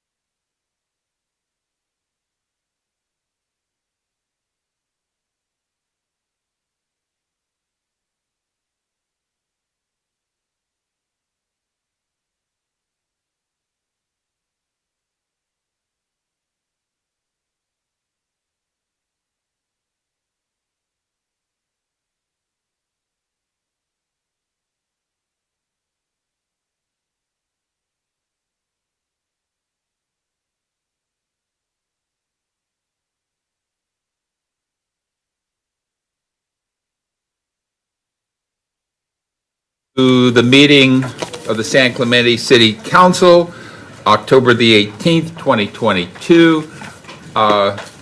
City Clerk, we're going to do the Felipe Toledo presentation first, and then we'll do the, what's the next presentation? Red ribbon. Red ribbon, thank you. So. But we have one comment card We first. do, but we have, thank you. Ms. Quintanilla. So our apologies, we should have given Ms. Q here the opportunity to speak. We missed that, and so consequently, we're doing our mea culpa right now, and you're on, ma'am. Oh, just briefly, that I was going to say that I did speak to Senator Bates' staff today, and she was wanting to, go attend the town hall meeting. So I think I misread, it's public safety. Actually, it was the HOV, the town hall meeting for HOV lanes. So I just wanted to make sure. So she just wanted to know what date and to see if that could, be arranged. Okay. I'll certainly reach out to her and let her know. Okay, great. Thank you so Or much. Kathy will, one or the other. Yeah, I spoke to Ruth today, so that's why I wanted to make very sure. good. Thank you. Very good, thank you. On a related note, Assemblywoman Lori Davis was also interested in attending. Yes, absolutely. Very good. I did write that in the email that I sent to Mayor James and Councilmember for. Tomorrow morning, I'll reach out to Ward. both of them and let them know. The city manager, you have any idea when that's going to be? No, I do not. Okay, but we'll get that in the next day or two before the end of the week? Yes, I will let you know. Thank you. And hopefully a OCTA representative, at least Kia, if we can. That would be great. Very good. Thank you. Thank you. All right. Okay. So council, you want to come up with me? Yes, this is presentation of commendation to Felipe Toledo in recognition of his world championship title at the Rip Curl World Surfing League Finals at Lower Trestles.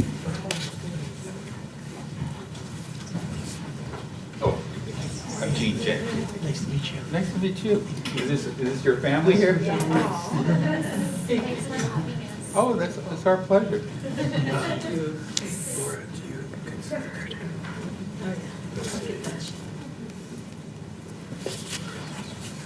Ubatuba? Yes. So, San Clemente is honored and privileged to have the Toledo family here with us this evening, and having Felipe being a world champion.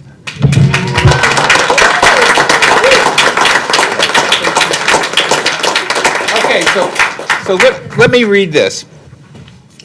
City of San Clemente. Whereas Felipe Toledo is a native of Ubatuba, I checked on that before I said Sao Paulo, Brazil, and whereas Felipe has competed on the World Surf League Men's World Tour since 2013. He's an old man in this arena. Whereas Felipe is the world's best small wave surfer, and whereas on September the 8th, 2022, Felipe Toledo secured his first world champion title at the Rip Curl World Surf League Finals at Lower Trestles right here in town. And now for I, Gene James, Mayor of the City of San Clemente, acting on behalf of the City Council and the citizens of San Clemente, do hereby commend San Clemente resident Felipe Toledo for his world champion title at the Rip Curl World Surf League, signed, Gene James, Mayor, City of San Clemente, dated this 18th day of October, 2022. I just want to say a few words. I was lucky enough, as Felipe knows, to be there that day at the finals on September 8th, and we were all there cheering Felipe on. And it's just, as a father of Groms, as a fellow Talega resident, thank you for inspiring all the dads in town to get out there and start surfing so that they can win the championship next year, because with you out there, it's sort of anything's possible. So thank you for the inspirational and triumphant win, Felipe. That was fantastic. Do we have a photo here? Yes. You're good. You're good. Stay right there. Want to get in front of the seal? Yeah. Front of the logo. No, this is probably the first one we've done. You could get it. Wait, you can get it. Yeah. This is probably the first one we've done, so we're not sure of this room.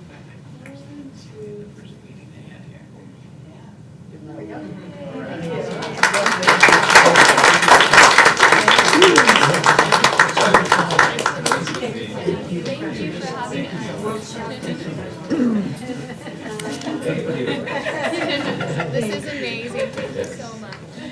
He has the red ribbon. Does he have the red ribbon commendation?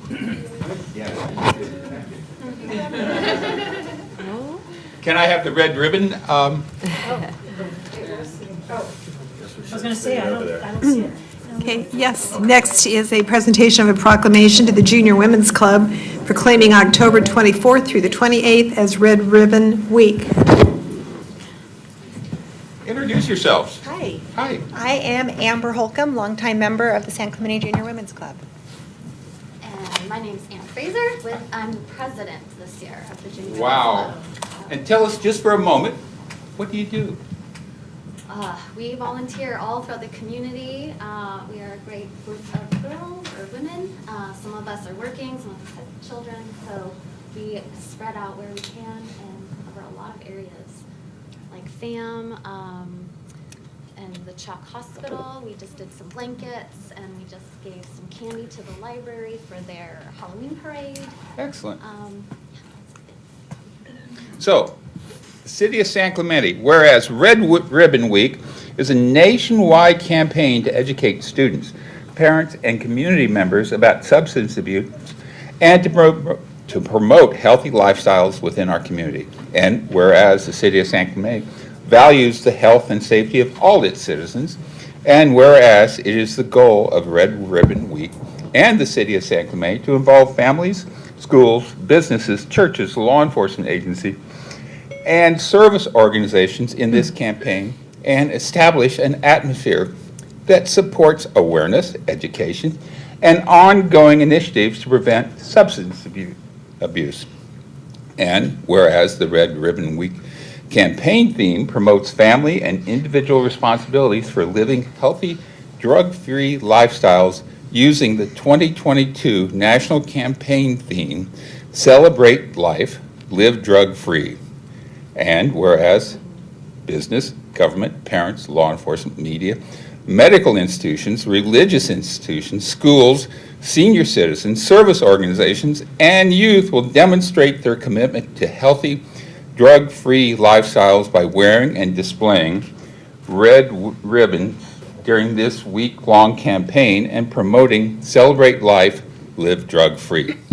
And now, therefore, I, Gene James, Mayor of the City of San Clemente, acting on behalf of the City Council and citizens of San Clemente, do hereby proclaim October 24th to 28th Red Ribbon Week and encourage citizens to participate in drug education activities not only during Red Ribbon Week, but all year long, making a visible statement that we are strongly committed to a drug-free San Clemente. Amen.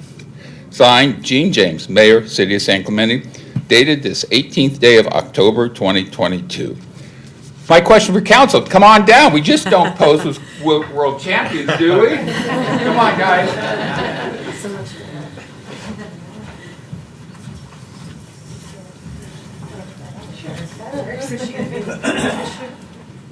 Chris, you be in the parade?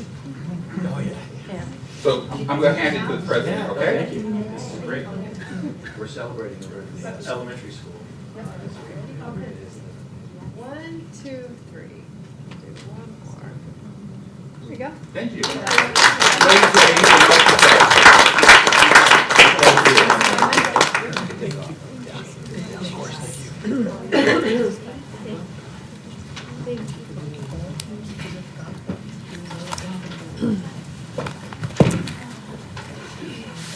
Next is the September update on the homeless issue, and I do have one card on this item.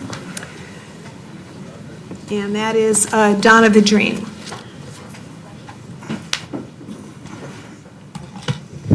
My name is Donna Vidrine, and I'm a candidate for City Council.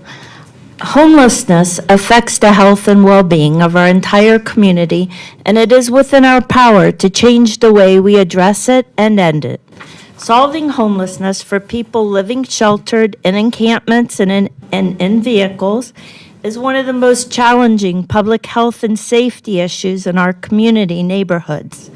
To make a clear, measurable, sustainable impact that results in more people living in safe, affordable homes, we must invest in both crisis response services, temporary shelter, and in long-term permanent housing with support services.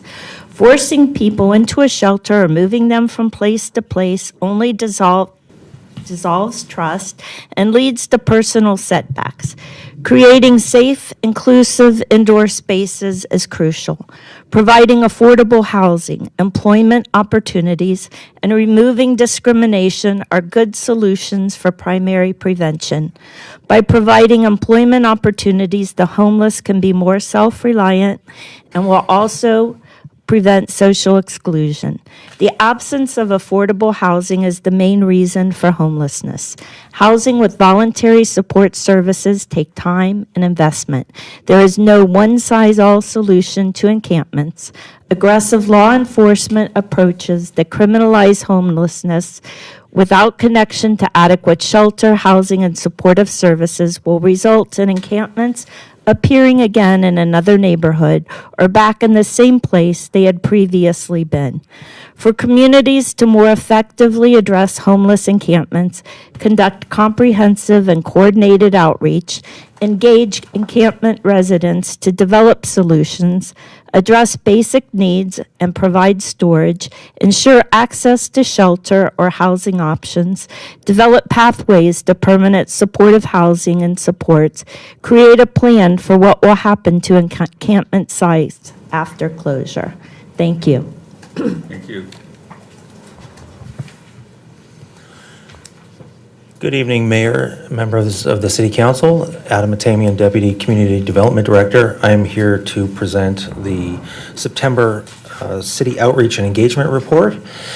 If I could get that report pulled up on the screen. This is the report that is published on the city's website under our Homeless Resources tab. And I will go through it now, and I do have a couple of updates at the end. As discussed last month, there was some staff leave taken, and so the August numbers were a little bit lower than previous months. However, in September, we see those numbers returning back to the normal amount of outreach. And with that said, there's a general trend in the month of September that we're seeing a slight decrease in the number of individuals. That's typically due to inclement weather and kind of the seasons changing. And that's reflected in the number of outreach contacts being a little bit lower than in the month of July. The number of unduplicated individuals, that number is 7 below the number in July, which was 65. We had 58 last month. And as well as down towards the bottom, the number of new arrivals we saw last month were 6 compared to, no, that's correct. 6 compared to 9 in the month of July. So we're seeing a slight decrease, but the amount of contacts and the work that's being done is still consistent. And with that, I am happy to announce that our second community outreach worker position is now filled, and as of yesterday has been training alongside Carly. That training will occur for about 2 to 3 weeks. Luckily, this individual, his name is Troy. He is familiar with this area and has worked in this field with our homeless population for a while. So he is hitting the ground running, and once the training period is over, we are going to have coverage for community outreach over the weekend, in addition to during the weekdays. And so with that, I will end my presentation and ask if there are any questions I can answer. Council? Thanks. Thanks, Mayor James. Adam, a speaker tonight talked about homeless increasingly living at private properties, say some shopping centers. Are the homeless outreach coordinators proactively going onto the private property, or are they waiting for a business, right, the business owner there to contact code enforcement or the homeless outreach? Complaints related to private property, which typically would be regarding somebody living in a vehicle, those can be, we can be notified of those by property managers, or we could be notified by members of the public, or as staff just going around. We, when it comes to community outreach, we're trying to make contact with individuals, and there are some limitations on our ability to make that contact with people living in RVs. If they don't have to come and answer the door, and so that can be a little bit difficult. They also tend to be a bit more transient in the sense that they're moving around from location to location. But that is an area that we have dealt with in the recent years, with what appears to be an uptick in this. Our community outreach workers will be making more of an effort to look at private properties in the future. Okay, so they can proactively do that? That's Yes. allowed to, they can do that? Okay, perfect. All right. I Mr. think that's Knobloch. helpful. Thank you. Are you done? Yeah, thank you, Adam, Sorry, I for didn't mean to cut responding. you off. You're That's welcome. okay, thank you. Okay, question. Those mobile homes and car vehicle live-ins, are they included in the numbers that you have here for contacts? Yes, they are. They are. Are you familiar with a group in central Orange County called the Wellness Group? They built a 100-room facility in the Santa Ana Orange area. They're building a 250-unit homeless, not homeless, but a mental health facility on the Great Park, and they have the mobile Be Well vans that travel around to people who have mental. Have you had any interaction with that group in South County? I know the vans don't operate down here, but are you familiar with that group? I'm not aware of a lot of communication with that group specifically. Well, it doesn't surprise me. They're not operating down here, but they seem to be growing very effectively in central Orange County, and they want to expand their operation. I was at a meeting a few weeks ago with Sheriff Barnes and the police chief of Newport Beach, head of Cal Optima, and a number of other mental health advocacy groups, and they want to expand into their reach into South County with some of their mobile vans where they actually interview the people with mental health issues, transport them up to the facility for up to a 30-day stay. I spoke briefly with our temporary acting city manager, and perhaps we could arrange a discussion just so you learn more about their operation and how they may be able to be of some service to us here in San Clemente. It's a relatively new and growing organization, and called Be Well. This is part of the county then, yes. Well, they're funded, they're not part of the county, but they're funded by the county, Cal Optima, and lots of private enterprise groups.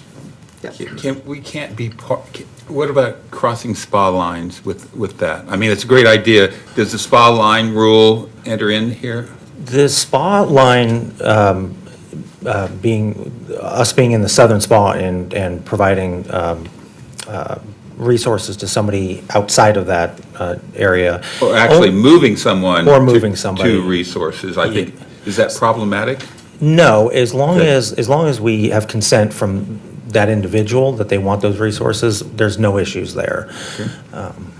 Anyway, I just heard about this group recently. They're doing some phenomenal work in Central County, and they want to expand, and we'll set up some meetings hopefully and learn more about the organization, and I just didn't know if you were already aware of them, if you'd heard of them, but Yes, I've heard of them. We haven't had a lot of communication with them I just just wanted to yet. add to that, Councilmember Noblock, that it was about a year and a half ago now that they opened, Be Well is running the 60,000 square foot mental health facility. So that is available to the entire county, and it's operated by the Be Well, and that was the county and then multiple hospitals and private entities. building a much, much larger facility now, so hopefully Perfect. that'll give us some assistance. So Yeah. anyway, I just wanted to ask, thank you. Thank you. That's Thank a great you. point.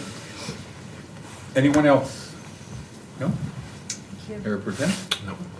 Thank you, Adam. Thank you. Clerk? Yes. The first public hearing was advertised to take place at 7:30, so we're too early for that. Let's find a, do you have something to suggest that we move up to now? You want How about the Tree City USA? That was Tree City USA. Okay. Should be a good one.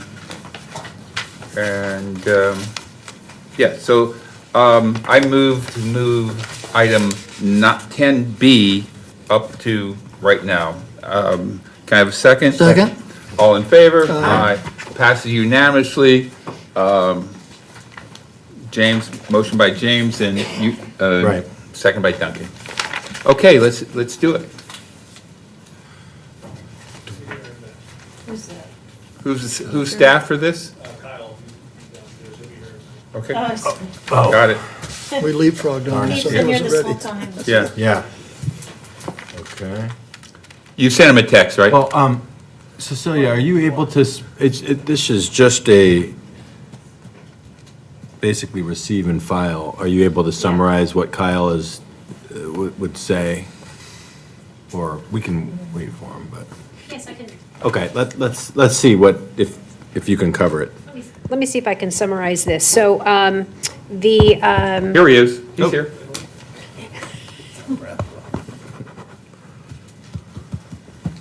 Downstairs watching the Padre game.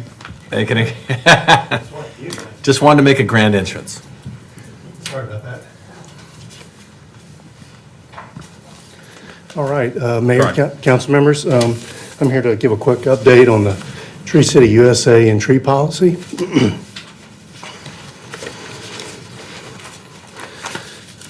Staff is getting ready to submit an application for a Tree City USA status with the Arbor Day Foundation. And basically the application, excuse me, I'm a little out of breath. The application requires us to meet 4 criteria. We have to maintain a tree board, have a city tree ordinance, spend at least $2 per capita on urban forestry annually, and celebrate our Arbor Day. The city is currently in compliance with all these criteria, and we will have to maintain compliance going forward to keep this status. And the other part is to talk about our city tree policy. At the request of city council, staff has been working with a consultant on our current tree policy, which is about 20 years old. And the next step that we've almost completed updating the policy. The next step is to have a couple of public meetings. We'll probably have those meetings in early December and get some good public community input. And then after that, work on the plan some more, then bring it back to council for approval. Some of the things that the tree policy will address is the maintenance of city-owned trees, trimming public trees for private views, procedures for tree removals and inventories. We'll also look to address some future goals, such as development of an urban forest management plan, assessment of the urban tree canopy, future planning programs, and the frequency of trim cycles to enhance the urban forest. And I just want to give you a quick update. I'm happy to answer any questions that you have. Council? Anyone? No, thank you, Kyle. This is, I think this is going to be good for San Clemente. We have a lot of trees. We should celebrate that. We already in compliance with these, the 4 criteria, so that's good. It's not going to take any extra effort. One quick note on the tree policy. I did receive word just late yesterday from residents around, I passed this on to the interim acting city manager, at the old city hall site. There's some reports that the trees are a little bit overgrown and it's affecting some of the residents right there. So if we might be able to address that, which is probably something that's going to be addressed in the new city tree policy anyway, but if we could be proactive in looking into that. Do I need support from council to provide that I direction? have my support. Okay. We still do maintenance at that site, so Yeah. we'll look into it. Okay, thank you. Mayor, can I ask a quick question? Yes, please. Are you finished? Yes. Okay. So Kyle, in doing this, I'm not surprised that we meet all the criteria, because I know we have a robust tree program. I wasn't aware that we had said that we were going yet with the tree, what is it, City USA? But if we do this, does it open up anything where people are going to require us to spend more money on trimming or more money planting trees than what is already in our tree plan? No, ma'am. We meet the 4 criteria. As far as spending resources, we have about 65,000 residents, so we have to spend about 130,000 a year. We currently spend about 350,000 on a contractor, plus we have an arborist on staff, so that, we're well over 400,000. The criteria has been the same for years, so it's just as long as we're spending 100,000, 130,000 plus, that's the only obligation we have. Okay. I just want to know if we were opening it up, because this half of the city has development agreements. It's all newer, housing tracts, and the trees are already set with how many we're going to have and what we're going to do. I just want to make sure that we're not going to be going to the other side of the city that is not in any HOA and telling them what trees have to be planted. That's what I want to make sure is not going to be opened up by having this policy. As far as like new development and asking them to plant street trees, just Right. because It's it's a requirement a good anyway. thing. Right. I don't see us adding any more requirements. This will just kind of be a roadmap for us going forward as to, like I said, we'd eventually like to do an urban forest management plan that'll tell us types of trees to plant and give us kind of a roadmap going forward, if you will. One thing that I want to bring up, because we're on the subject of trees, our tree palette was updated and changed. We don't, I believe, have eucalyptus trees anywhere in our tree palette, because that's in violation of OCFA fire guidance. But what we noticed is when Caltrans, I think it was OCTA actually, and then Caltrans came in and planted, once we widened the freeway, those were eucalyptus trees that they put in along our freeway. So we have a present project, possible HOV lane.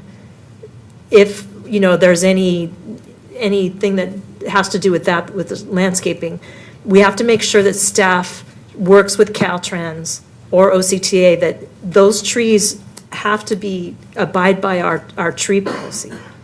Because, fires are fire, and we can't have the freeway going up and spreading to all of the surrounding areas. But that's one thing that happened that I didn't think could happen, but it did. So We've spoken to Caltrans about various projects. They're going to do a beautification project through I-5, probably in the spring of next year. And we've told them, you need to follow our landscape standards of anything you do in our city. So we've told them, and we tried to stay on them about that. okay, no eucalyptus. No eucalyptus. Yeah, all right, thank you. Just like they informed us about the construction site they set up on Hermosa. I'll believe that. I'll make a motion. Just a minute, I have a question. Yeah, okay, perfect. As we get into our recycled water becoming potable water, will there be trees that'll be at risk at some point in time from an irrigation perspective? So a tree that has been watered by rain or potable water its whole life, and then it goes to recycled water? No, there's no water. Oh, okay. No, I don't believe so. Okay.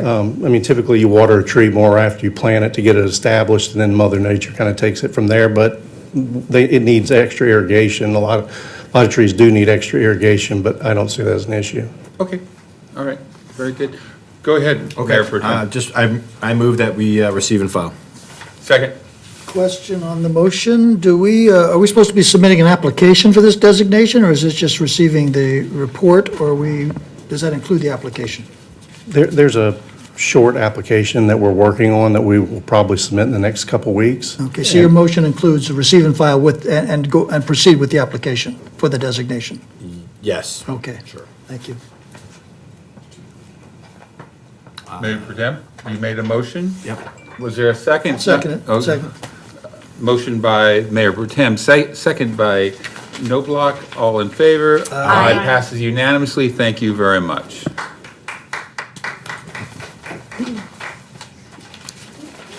Okay, we got to do our public hearing? Yes. The public hearing process includes a staff presentation a presentation by the applicant not to exceed 10 minutes, and public testimony not to exceed 3 minutes per speaker. Following closure of the public hearing, the City Council will respond to questions raised during the hearing, discuss the issues, and act upon the matter by motion. The first public hearing is consideration of an ordinance to approve Master Project 22-089, Senior Housing and Medical Office at 654 Camino de las Meras. There are a few speaker cards on this. I believe the item is being recommended to be continued. It is to 1st of November. So do you wish to hear the public testimony or ask them to come back? How many, There are 1, 2, yeah, 3, 4. so I need some What is their guidance here. pleasure? Do we open a public hearing for this? I mean, we're not really going to hear it tonight, or are we just going to give? I think you can open the public hearing and ask anyone if they want to speak now or whether they'd rather hold off their comments until Okay. you're ready to take action. So I'm going to open the public hearing. Are there any public comments? First, Donna Paget, or Dolores Paget. That lady was here before, she left. Brian Daly.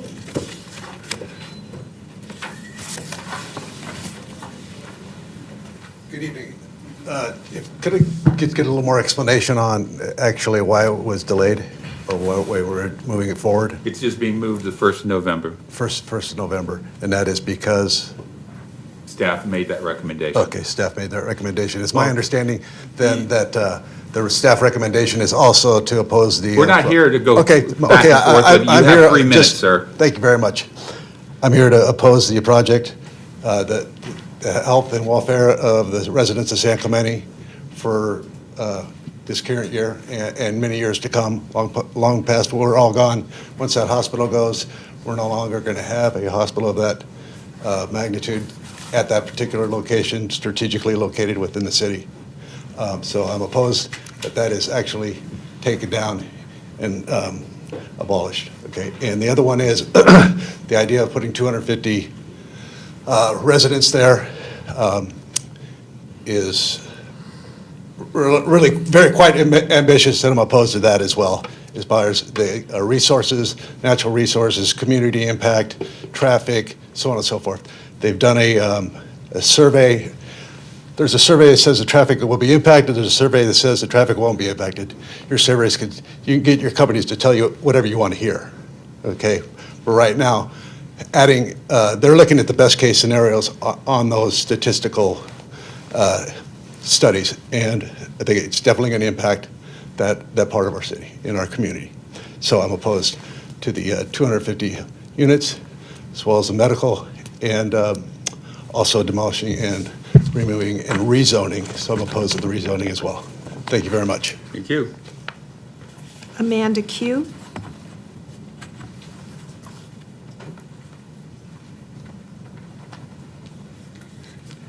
Hi, council members. Yes, I'm concerned about this project, but I'm speaking as a concerned resident because it's come to my attention that Mayor Pro Tem Duncan has been very vocal about the senior housing and medical office to the point where he had a conversation with a fellow San Clemente resident where he stated that he was glad that the mixed-use project was going to be going forward because that he was able to manage to get the housing occupancy requirement raised from 5% to 8%, and also that he said that that he doesn't think that the height requirement is appropriate, but he said that we need to pick our battles, because if we don't approve this project, some other developer is going to come in with some bigger project and it will be a nightmare.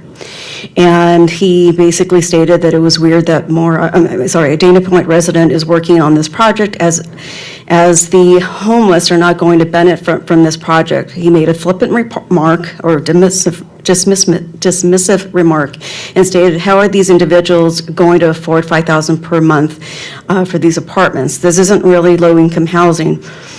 So then, I mean, there's more that he had stated, but my concern is what are the requirements for recusing in a vote?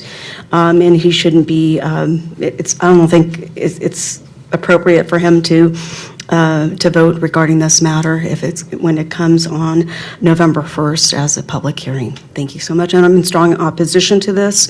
I don't think that it's 250 units. The height requirement is, 45 feet, and this is way beyond. I think it's 57 feet and 9 inches. Also, there are traffic concerns. Also, the concerns are that it just felt like it was a TCA Board of Directors meeting where Orange County Business Council was there, Nossaman attorneys were there, the TCA attorneys were there. This in-committee Chamber of Commerce spoke in support of it. Even Dave Simpson, who used to work for the OCTA, and then he went to the TCA, and now he's a planning commissioner for the city of Orange, would have any kind of, would even support it. So, we were, at the TCA Board of Directors meetings, we were, they used to stack their speakers, and this is what seemed like what they were doing at the Planning Commission meeting of last week or so. So I'm in strong opposition, and thank you very much. Thank you. Larry Culbertson.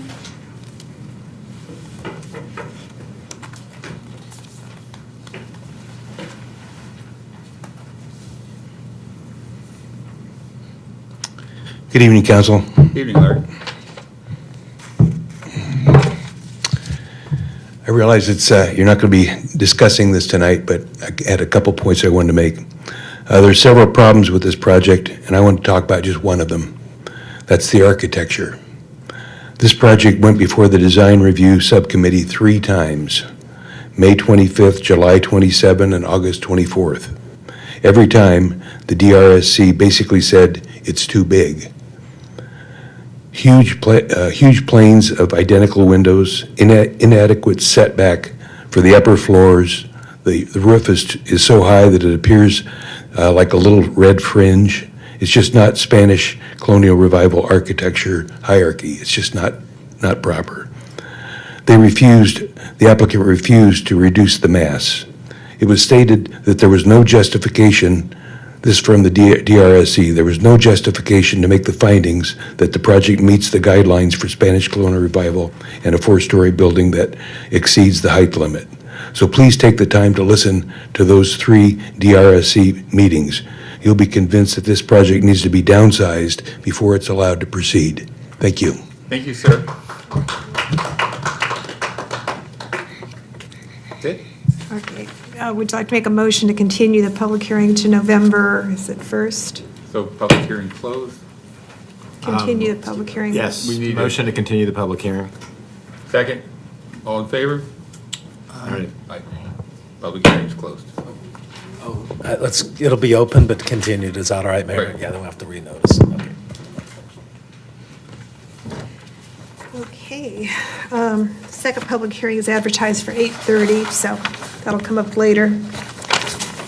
Okay, moving to new business, filling of vacancies in the elected offices of city clerk and city treasurer. The city treasurer and I have both submitted our resignations because they are elected offices. State law provides that when a vacancy occurs in an elected office, that council needs to take action on the vacancies within a period of 60 days. For my position, for the city clerk, that you need to take action by November 30th, and for the city treasurer, you need to take action by December 2nd. And the options available to council are to either fill one or both of the vacancies by appointment. You can, and by filling the vacancies by appointment, that is to serve out the remaining 2 years of the term. You can do that at this time, or you can direct that the positions be advertised and considered later so that you can recruit. You can also call a special election to fill one or both of the vacancies. If you want to call an election, the date that you actually adopt the paperwork, the legal paperwork to call the election, would determine the election date. It's not something that you could just pick. So if council at its meeting, let's see, if council determines on November 1st to call a special election, then the election has to take place on March 7th. If council directs that the resolutions be agendized for council meeting of November 15th, then the special election would take place on November 7th, 2023. So at this time, the item is agendized to ask how you would like to proceed on filling the vacancies. Council members, Mr. Nobler? Well, we've got resignations from a couple of elected officials. The citizens of San Clemente are going to be deciding whether we appoint them or whether they continue to elect them. So I think we really don't have much of a choice. We need to go forward with the interviews and the appointments. I'm not in favor of holding an election. I think it's, for a short term, it's very expensive, and I just would hate to use the taxpayers' money that way. So unfortunately, we'll need to proceed with interviews and appointment. That's my opinion. Ms. Ferguson? I agree. Do a recruitment for interested parties to apply and fill the unexpired terms, but I'm not for paying that sum of money for a special election for a short period of time. Ms. Ward? So I was going to bring up the fact that it's on our ballot measure, and I understand we have this two short years that we have to fill. If we truly respect the city manager form of government, which is our form of government, we should be voting to, if we aren't going to go to a special election, we should be voting tonight to say that, have the city clerk advertise for these, but to have the city manager, whoever the city manager is, including, our acting city manager at this time, interview people that are actually qualified, and they make the appointments for the 2 years. I think the council should not be getting involved in it. We don't need to at all. This should be a city manager appointment. They're the best that would know who can help us with our city budget. That's what they do. So that would be my suggestion, that we vote on tonight, that we say that we're not going to appoint it, why can't we say that the city manager is going to appoint it? Why can't we do that The tonight? state law says that the city council has the option to fill the The option. vacancies. But I'm saying that's what It does not say we- the city manager. We have the option, but we also have the option, do we not, to appoint the city manager to do it? If we can appoint someone to this There's job, we can't nothing, appoint. I did not read anything like that in the code. Scott, did you see anything?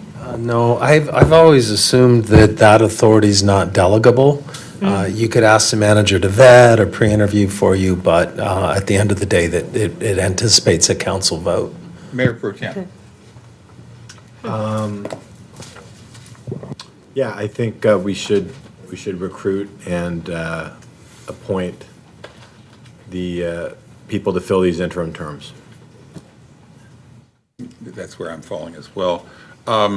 I guess my question would then be, I think we have majority, without doing a straw poll. I think we have a majority here. The question for me is logistically, what would that look like? Advertisement in the San Clemente Times, I assume. How far in advance do we advertise? And when do we interview? Because I would like to fill this as quickly as we can. I don't want to run to failure, but I'd like to fill this quickly. We could have our HR department, they're skilled at the municipal magazines and periodicals that normally would attract a candidate like this. It's beyond a normal staff job, it's really a civic. But I think we still need a resident of San Clemente, do we not? It has to be a Yeah. San Clemente registered Right. voter. Exactly. And normally, Joanne, don't you do this? Don't you have? Well, it would be the legislative administrator, the staff, but So for I'm timing I'm thinking- purposes, I think that I was think the. putting in a periodical gives you a wide net, and we But you can't. still, for the criteria, they have to live here, but just in terms of casting a wide net, I'm surprised, always surprised by the people that, in various industries and job descriptions that live here, that have responsibilities, all over the nation and state. And I mean, I'm not disagreeing, I'm just saying we ought to proceed. I agree completely on that, but we want to cast the net as wide as possible, because we may have a citizen here that doesn't read the San Clemente Times, unfortunately, but they are in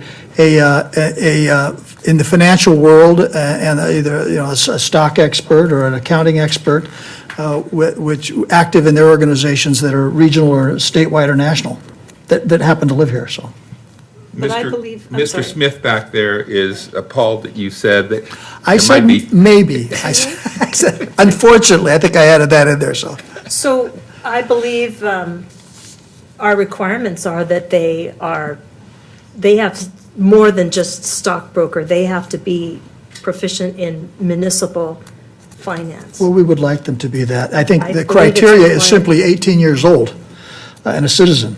Beyond that, we don't have any legal I requirement. think that's why we, Right. that's why we advocated for appointed positions in the Right. ballot measures, is Right. because there aren't any requirements otherwise, other than being a San Clemente registered voter.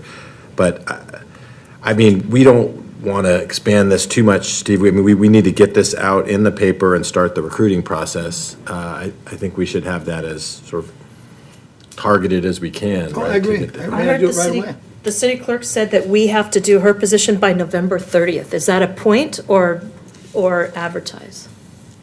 To take action, and to take action is either to appoint or to have called an election by that date. So how about, that has to be before the 30th, and what would be wrong with doing them on the same day? Would that be too much? On the Especially 30th? if this, no, before the 30th. I Well, the think. recommendation is between the 17th and the 21st during an adjourned regular meeting. Yeah. 20, Yeah.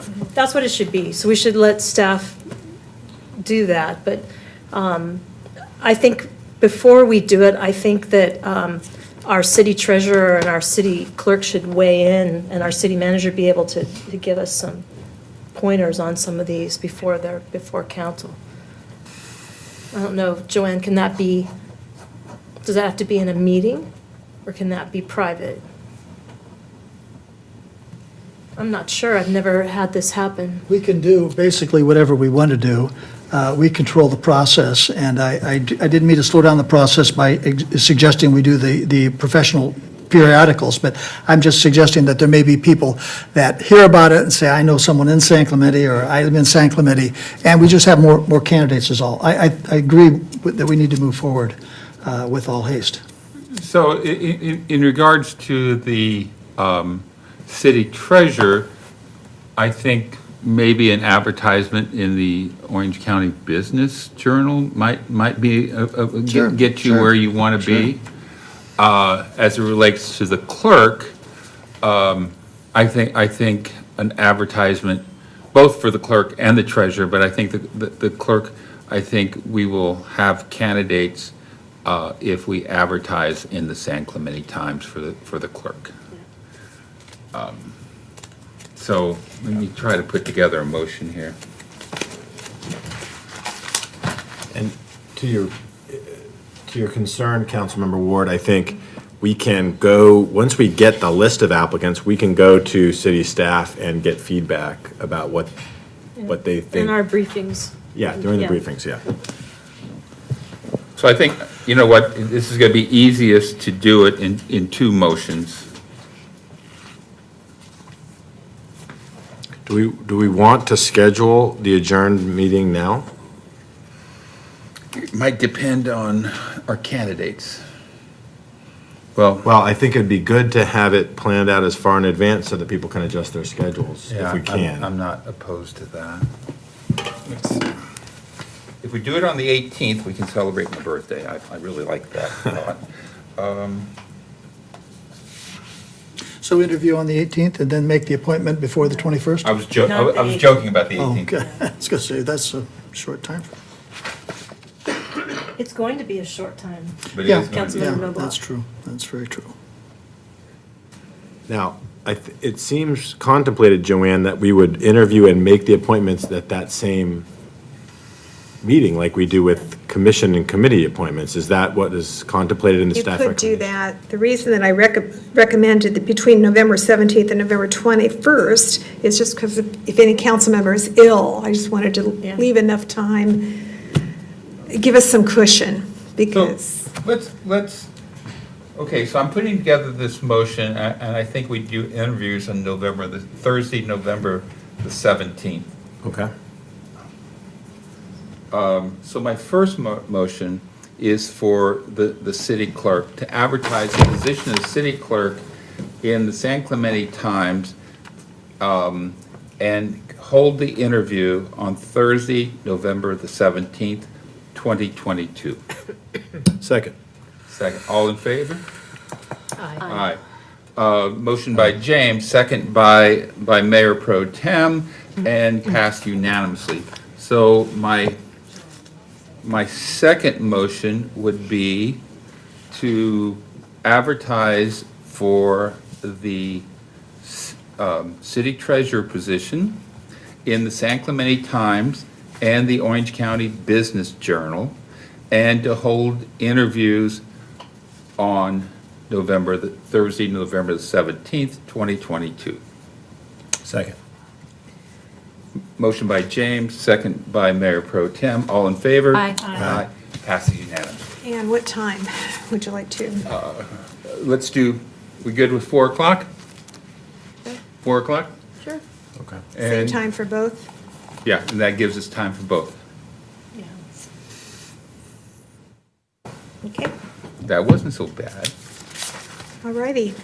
So, moving on to item C, that's update related to the Public Safety Committee's e-bicycle traffic safety work plan project.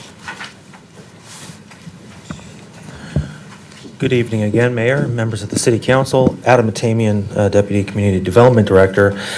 I'm just going to tee this item up, and then I will pass it off to Bill Hanrahan, our Public Safety Committee representative. This item is before you due to a request from the council on September 20th, requesting some additional information on the Public Safety Committee's work related to e-bike and traffic safety. That was part of a staff presentation on that date. So with that, I will turn this over to Mr. Hanrahan. All right, and thank you for hearing from me again.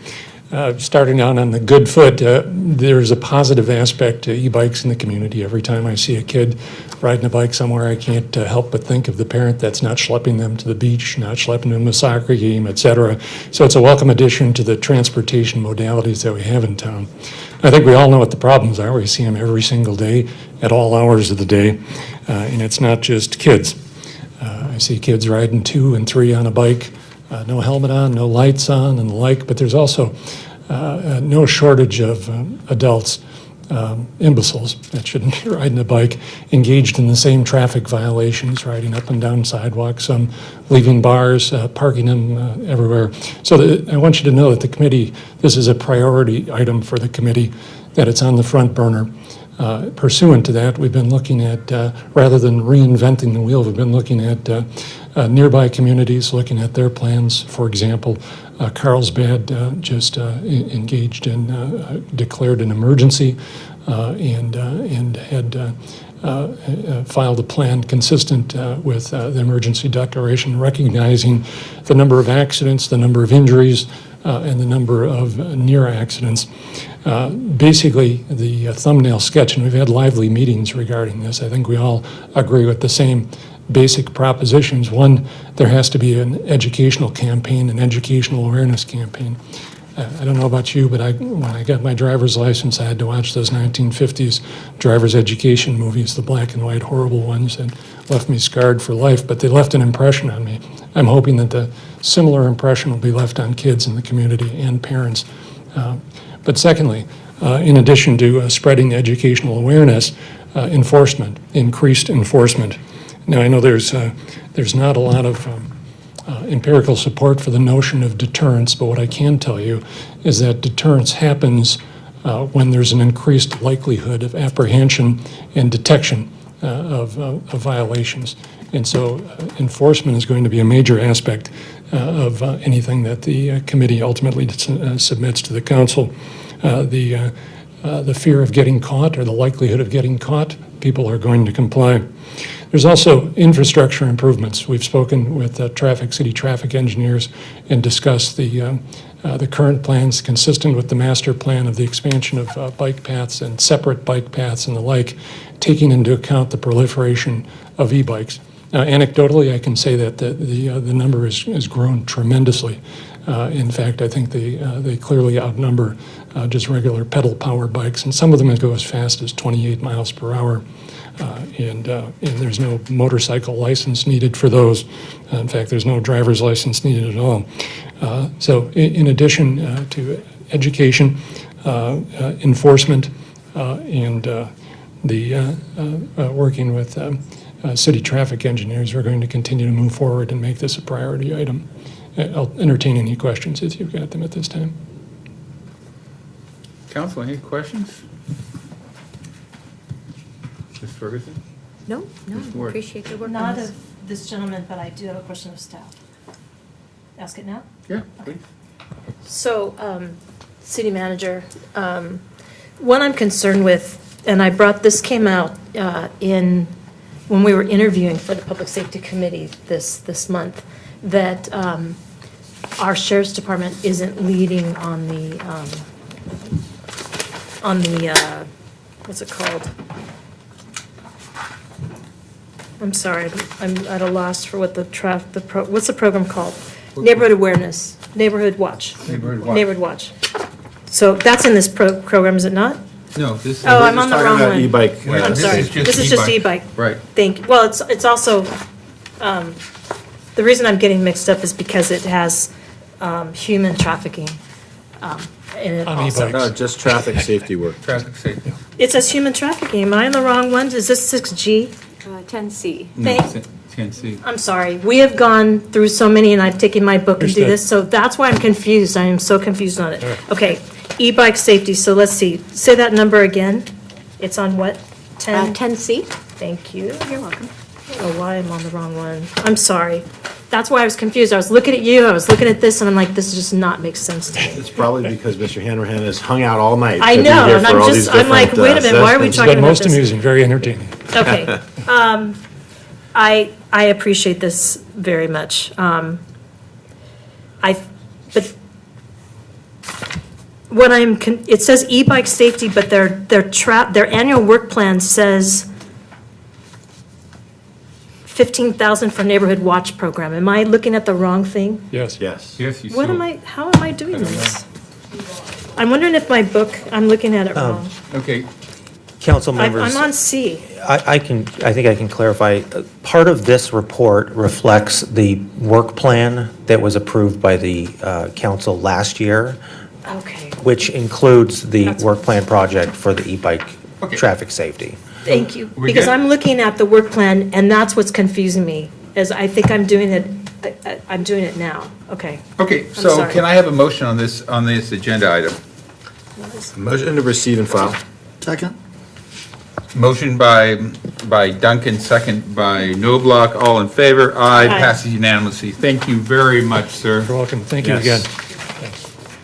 Have fun in Wisconsin. He's coming back. City Clerk. Yes. The next item is an amendment to City Council Policy 120111, City Council Meetings and Operating Procedures, and I do have one card Certainly. from Amanda Q. I don't see her.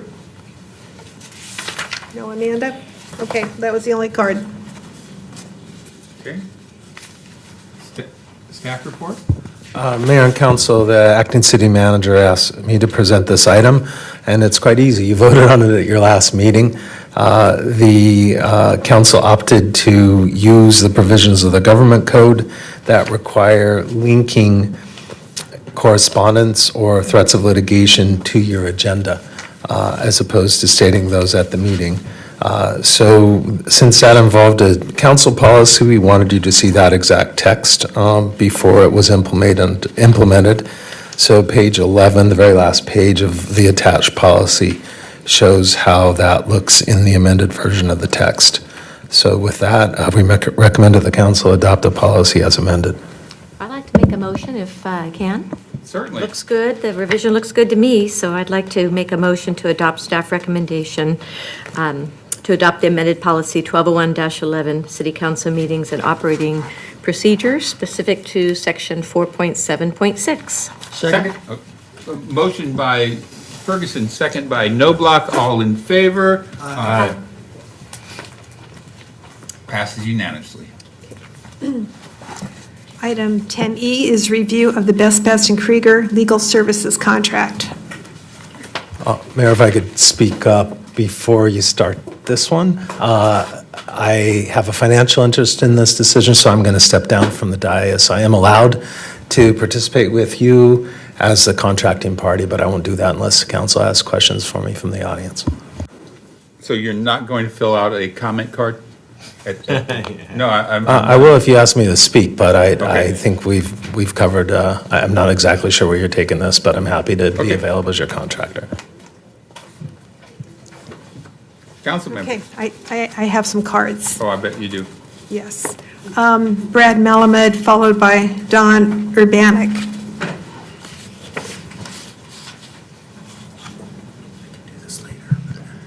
This item was agendized, but it was supposed to be about a violation of the contract, not a general review.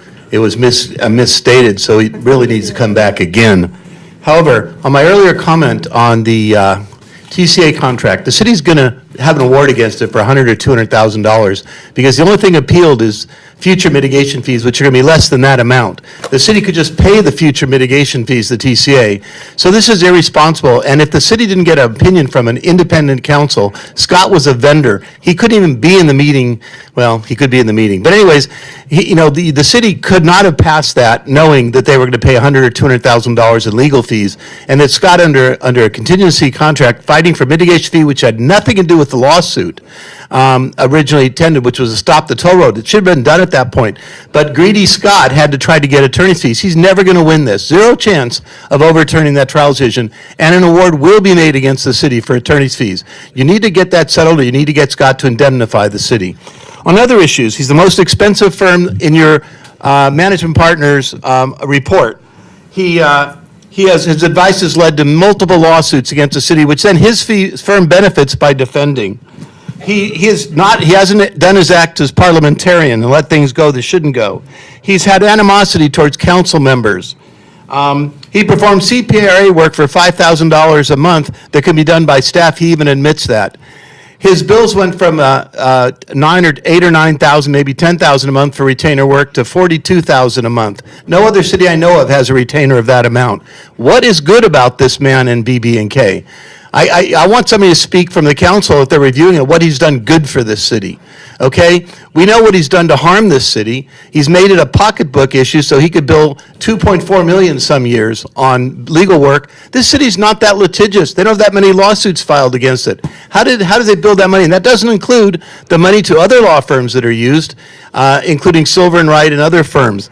The review is really simple. Get an RFP out. Get rid of BB&K, let them bid if you think that should be done, but 7 years without a bid, you bid Rod's Tree Service out of town, okay?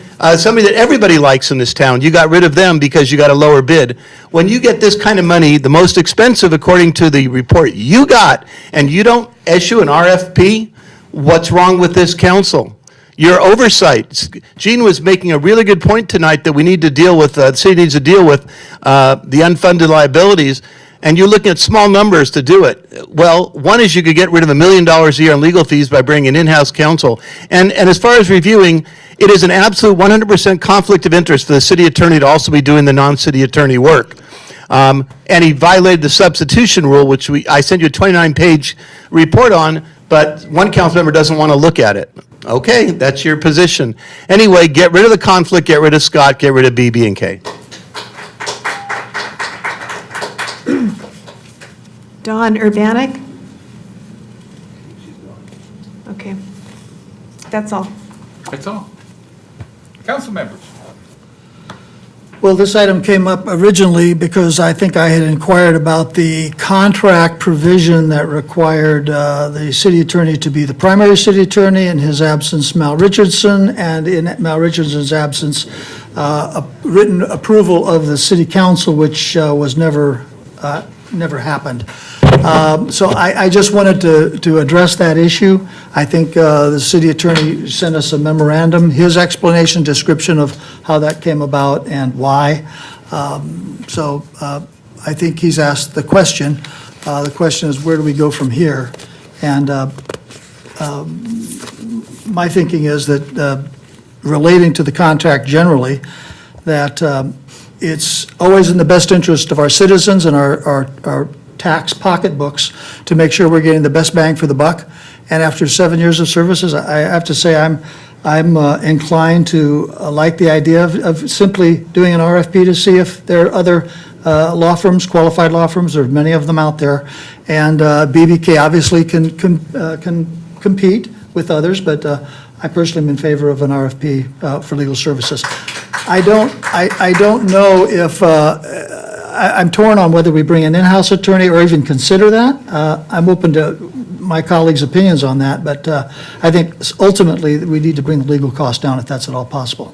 Ms. Ferguson, thank you, sir. Yes, in addition to the legal costs, I have some other issues I'd like to share. Having worked with 4 different government agencies, I haven't quite experienced what I have with an attorney of an agency being so biased towards the community's elected official. I have a few slides I'd like to share. It's important to note that the rules of professional conduct exist in California for lawyers. The question is, who's the client? In Rule 1.13, organization, the city is the client here. And for City Attorney Scott Smith, the BBK, the client is unequivocally the city, not individual council members. As we've seen, this city attorney has represented individual council members, never me, and he shouldn't. It should be always the city. And city attorneys have an ethical duty to remain neutral and not show any bias. I've experienced bias for 4 solid years. I'm leaving council, as you all know, but I won't have to endure that anymore. But it's wrong. City Attorney Scott Smith has repeatedly shown bias against me. Next slide, please. Some examples of this bias I have to share as we're considering this contract tonight, and I do concur with Councilmember Noblock that our RFP is long overdue. It's just good fiscal sense for an organization after 7.5 years. I'm called the adverse council member. Scott Smith began helping Councilmember Ward in spring 2019. After a council meeting, a fellow council member told me he stayed after with her for 45 minutes, so she wanted to learn how to build a censor case against me. That's just wrong.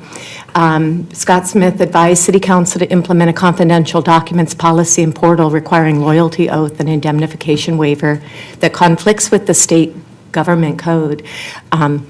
I gave a public document to the San Clemente Times to write a series of stories on a voter opinion poll, which was public information. It was illegal to keep private. So this portal and policy was created to shame me and make it appear as if I did something wrong. Scott Smith wrote an agenda report advising council the adoption of a city election and campaign policy. Again, probably with the support of council to shame me. During an election, I dare ask the city manager if city taxpayer funds were being used to support a candidate in which a city facility was used and flyers handed out to support a candidate for city council. I was shut down. He didn't even look into it. And then next thing I know, there's this new policy. And I was a city employee for almost 20 years here. And the city clerk would simply send an email to all employees sharing what already exists in the government code, that taxpayer funds can't be used to do any kind of election or campaign activities on the job. Next slide, please. As co-parliamentarian, Scott Smith passed a yellow note to a mayor a couple mayors ago during a council meeting to assist the mayor in his effort to prevent supporters of mine from speaking, and the paper disappeared the next day, which was the CPRA, California Public Records Act violation. We never knew what happened in the note, and no one knew. Subsequently, a lawsuit was filed, many civil rights, constitutional right violations against the city for the residents and attendants who were ushered out of the council chambers and had to take an oath to the sheriff to come back in. I left that meeting when this happened because I didn't want to be part of the public's constitutional rights being violated. The public opinion poll that I spoke about was billed through BBK, and it was a line item on the warrant register as public policy. Only council members can do public policy, so that raised a red flag to me. Ended up being a verbal contract to do the voter opinion poll that the city manager did with the consultant, and they billed it through BBK, and then the city reimbursed BBK. It was something that I didn't know about it, and I finally got a copy of the survey results after 8 months after it began, the project started. Our city attorney, Scott Smith, publicly misrepresented the truth, stating that my public records lawsuit would require a trial, witnesses, and said my attorney was not being cooperative, all three which are demonstrably false. And my attorney actually showed up to the next meeting and stated that on the record. I'm suing the city of San Clemente for public records in the plotting of my censure, and that hearing with the judge, it'll probably be an hour hearing, is February 7th, 2023. And a BBK lawyer slandered me in front of constituents after the city manager had her, and she billed the city for this, to come and sit and supervise me reading a document that I'm entitled to have as a council member. And that was really unfortunate to have to do that to me in front of constituents. Next slide, please. The city attorney, Scott Smith, allowed the Englander expired contract that was capped at $150,000 to exceed $600,000. I caught the excessive billing, and the city attorney substitute, Mr. Smith wasn't here, but brought in the consultant into closed session, and they made that right with the new date on the contract, and we had no documents to review, and his price, the consultant's price went up, and the two council members in the room closed session had approved that without even seeing any contract. Scott Smith violated my free speech rights and those of my supporters, and I've been yelled at in closed session. So in terms of my free speech rights, a couple of examples. At one recent meeting, I questioned an Orange County Register article that talked about the city manager that was on the agenda to be appointed, wasn't appointed yet. So residents brought it to our attention. I, in addition to one other council member, I know Councilmember Noblock, didn't have the opportunity to even interview this potential candidate for city manager or ever meet him. So I tried to ask the question about it, and I was silenced, and we were shuffled into a closed session, illegal closed session, because it wasn't even noticed on the agenda. And another time, I talked about a public document. The attorney with the CJPIA, the city's insurance company, said the letter from a former city manager who was threatening to sue the city after 8 months after he left willingly for a better paying job. I talked about it at a meeting to let the public know that was going on. The city manager worked here 5.5 years, and I was silenced once again for that, even though it was something public I could share. So very disappointing. I'm about transparency and people's right to know, and I know the policies here better than anyone here on the city council. I've worked here for almost 20 years, as I noted earlier, and I've never violated the law or any policies. If I had, believe me, this council would have taken me to court. Let's see, so, in closed session, I appeared in closed session one night, and there was an attorney there from BBK who was brought in. Council never hired her, but she was brought in for whatever reason, but stayed on board for like 5 months, emailing me, and as you see in the next bullet point, writing disparaging letters and emails to me, and did bill tens of thousands of dollars. But that closed session in which the same attorney was sitting in the room also there was an investigator / attorney on the phone that the city manager had hired to look into, investigate me for one email to a staff member, and I was completely exonerated, but I wasn't allowed to hear that at the conclusion or see the report for about 5 months till it was given to the press, and that's when I got the full copy of a dossier on me, even though I was completely exonerated and did not violate any laws. Next slide, please. Scott Smith. Can I ask you how many more slides you have? Oh, just this one and then a picture. Okay, thank you. Pictures. And then improperly, his advice to a non-client helped Councilmember Duncan defend a letter to a complaint filed with the FPPC. Councilmember should have done that himself. I've responded to the FPPC twice when I've had people file complaints against me, and I'm not even an attorney, and Councilmember Duncan is. And then, of course, my public records lawsuit, the BBK law firm has advised the city to withhold 128 email communications plotting a political censure of me, and BBK is defending their own bad advice that created the lawsuit. And I also was, we had a council member here that just was so verbally abusive, and in closed session, he did that and actually physically blocked my path of travel. I couldn't get to my seat. I had to sit somewhere else that night, and Mr. Smith just smirked and watched. And this could be any council member, whether you support me or not. I mean, this is just really so improper and just so egregious for any attorney of an agency to treat any elected official this way. I wouldn't want to see any of my fellow council members ever treated this way. And then the city attorney worked in secret and billed the city to defend Councilmember Gene James' civil lawsuit twice before the council even knew about it. He did that with the city manager, and then he had to come to council to vote to make 2 more attempts with the insurance authority and then billed for the work. Next slide, please. Oh, there is more. Because Councilmember Ferguson did not comply with the council consensus known as go along to get along, the city attorney improperly took sides with the majority to attack Councilmember Ferguson. And this took place for, again, nearly 4 years. And BBK profited. BBK contract, I believe, should be terminated now, and we do an RFP. His contract, BBK's contract, and all the attorneys that have billed the city through BBK, they are not allowed, the contract doesn't allow them to engage in political acts and then bill the city. And as you'll see, in total, BBK's billed the city $13 to $14 million in 7.5 years on the contract. And BBK's the highest billing law firm for cities near San Clemente. You probably saw that in the Management Partners report that was on the agenda June 15, 2021. Next slide, please.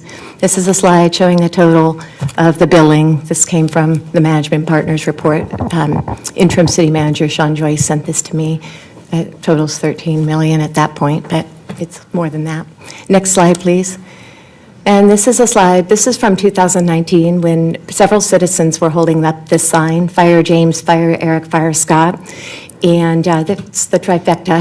And they literally were calling for change in our city. And as you know, the first 2 gentlemen are not here, but it's time that we do an RFP and get someone new here at the city, right, that not only bill us, I think more appropriately, not take sides and reel in these legal costs that we have and simply just stop this division and start fresh with a new council coming in. I think it's time, as I said. So Thank you. Thanks for listening. Mayor Pro Tem.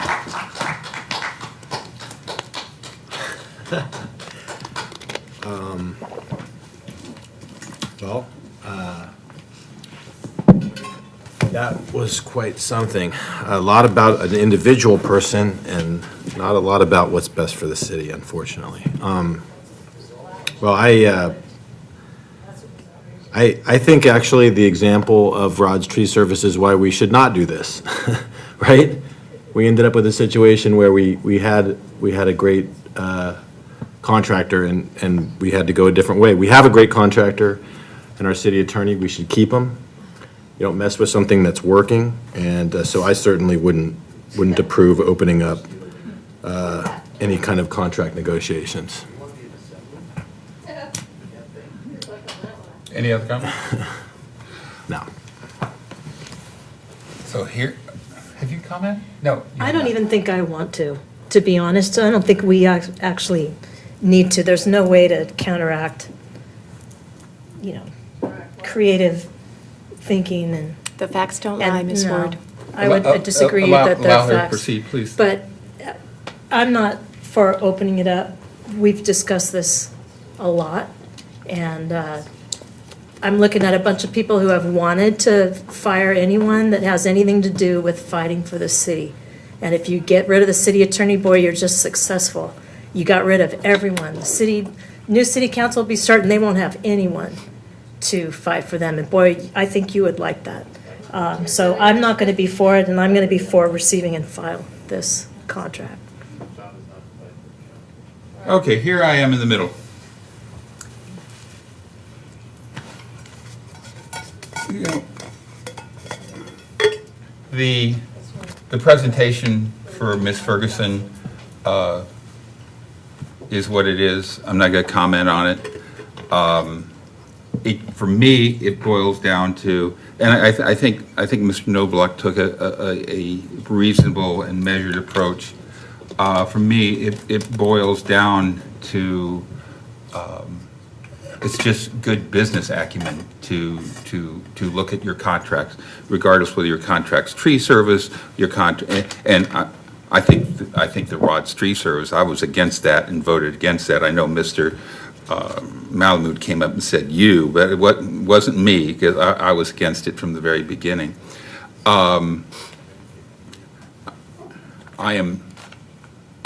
I just feel that you should look at any contract, whether it's tree service, whether it's trash removal, for that matter, whether it's OCSD and law enforcement. We should look at contracts all the time. And we should look at the OCFA contract.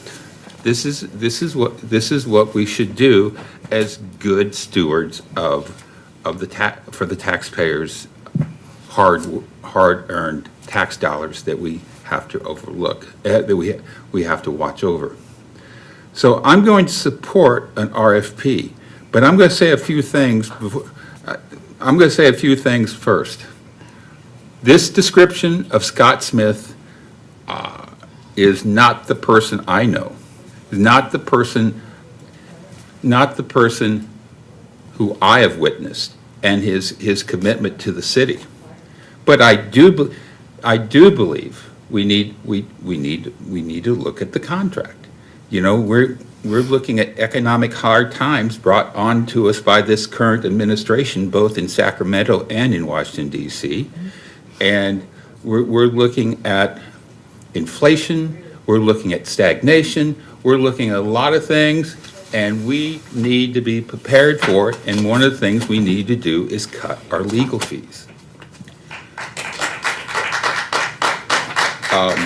So I'm going to be voting for this, but I'm going. You know, I'll be very honest with you. I want BB&K to bid on this. And Scott, I apologize for anything that came from this dais this evening. And I want to give you an opportunity, sir, to rebut anything you want to rebut, or if you don't want to rebut.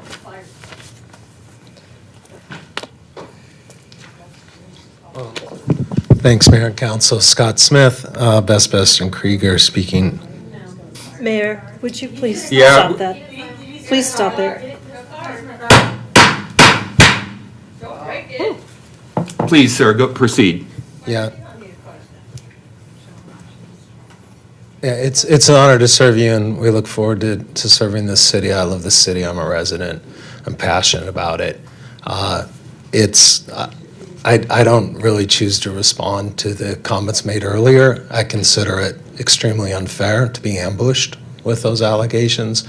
I will say this, that Councilmember Ferguson has had the opportunity every year, pursuant to our contract, to provide written input and evaluation to me and my firm, and has refused to do that, given the opportunity. She's never participated. So I'm thankful tonight to finally get that feedback, and I'll try to address it where possible.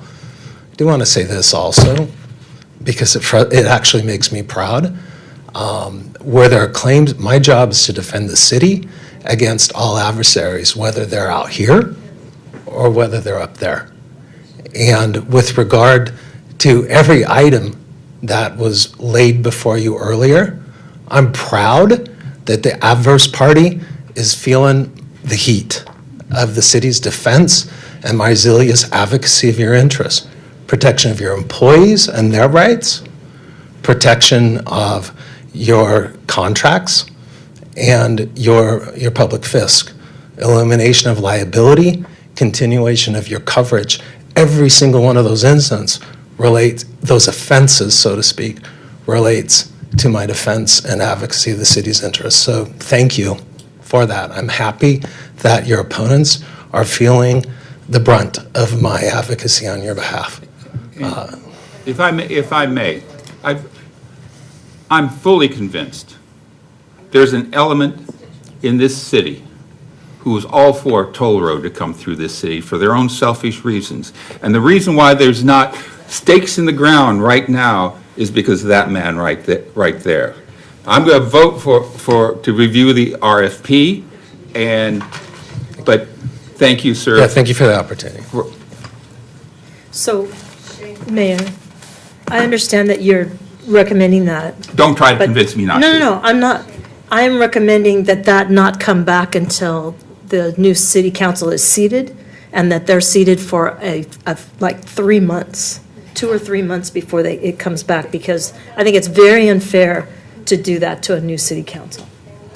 Well, I'm more of the opinion that it should occur please, allow us to carry on our business.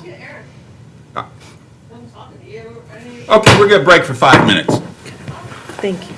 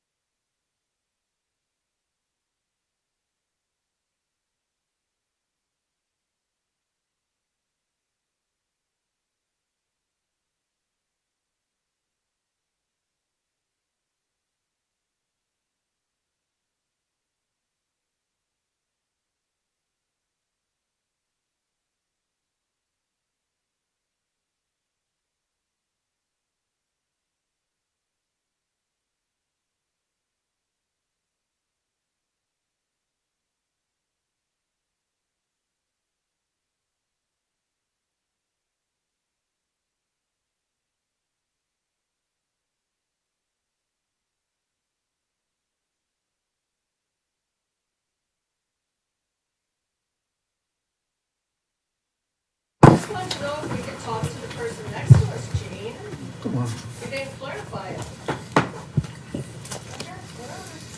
guess we can't even talk. I just thought you did, Brad. I think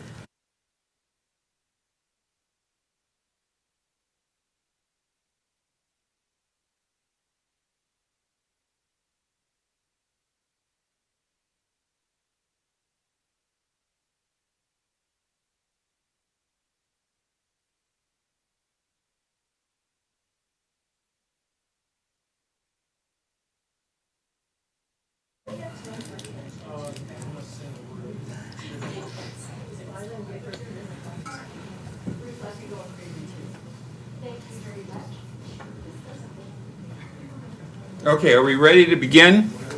Without interruptions, without electronics? All right, we're back in session. So with that, I think we're to the point, unless there are any other comments, I'm looking for a motion. I'd like Counsel- to make Go a ahead, motion. please. Yeah, I'd like to make a motion to start the process for conducting an RFP for legal services, either in-house or contract, so both, to look at both. And it doesn't sound like I'll have the will of the council to terminate the existing BBK contract tonight, so I will just make that motion, to make a motion to prepare the request for proposal for contract city attorney services or in-house city attorney services. second? I'll make a substitute motion. Okay. My substitute motion is to not do an RFP and continue the contract with BB&K. I'll second that motion. Okay, so the alternate motion goes first. Motion by Mayor Pro Tem, second by Councilmember Ward. All in favor, say aye. Aye. All opposed? No. No. No. The noes have it with, Who are the noes? the noes were Knobloch, James, Ferguson. Okay, proceed with your motion. Oh, yes, I'd like to make a motion. It's already been made and seconded. Oh, who second? I did. Oh, Okay, you I did. didn't hear Oh, that. perfect, I didn't either. In order Okay, for me to do excellent. the substitute, we needed a second. Right. Yeah, I'd like to add a date to that, to bring back the, or to issue the RFP. Are you supportive of me modifying it to add a date certain, to have that issued? City manager, is that something we could get, the RFP, to get that prepared within, say, 4 weeks? I am unclear on how long the preparation of an RFP would take and the issuance of it, so I'd like to get back to you on that, perhaps at the next council meeting. Okay, fair enough. 4 weeks seems like plenty of time to prepare an RFP. I think we need to instruct staff to begin preparing it, and Oh, okay. and within a month is a reasonable time. Okay, let's do that within a month. And there are samples out there. I do know the prior city I worked with just went through that process about less than a year ago. So you're going to tweak your motion to include the timeframe? Yes, I'd like to tweak my motion and just add to have an RFP. What day is that? Prepared and issued. That would be, today's the 18th of October, so the 18th of November? And Is I that a work believe day? that's I a don't have a Thursday. calendar. It's a Friday. Okay, thank you. Okay, thank you. Can I discussion before the vote? Please. This is a grave, grave mistake if the vote goes this way. The type of chaos we're seeing here is nothing compared to what will happen when we weaken a city attorney who stood by us and Scott Smith individually as a champion for this city. So this is not the time to do this. This is the wrong move. We are going to see this fall back adversely on the city and the new city council. And I could not disagree with this process of moving forward with an RFP more. This is going to be a disaster for San Clemente. We've got to keep our law firm that is working to protect us from these outside forces, such as the TCA. And I urge the rest of the council to not move forward with this. Let me just speak to that, what you said. There's so many things that are interconnected. Our housing element that we just got, that staff worked so diligently on.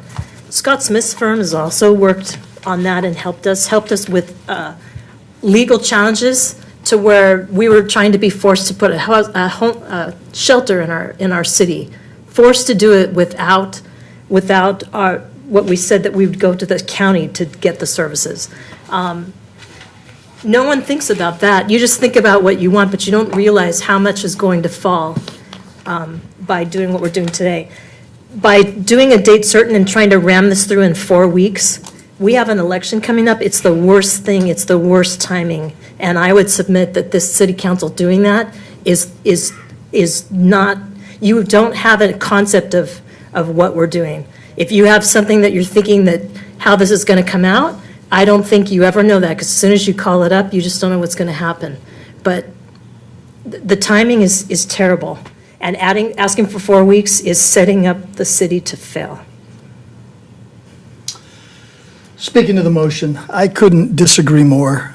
To suggest that anytime you have a disagreement in a civic public setting where opinions are expressed, to declare division and disaster when someone disagrees with you is a common trait of the left, to say, shut up, sit down, you don't have an opinion. If you do, and if you move forward, it's going to be a disaster. I could not disagree more. To suggest an RFP could be prepared in a month, it could be prepared in a week, it could be prepared in a matter of days without any particular heartburn, in my opinion. So a month is a reasonable time frame. I can support the motion. Thank you.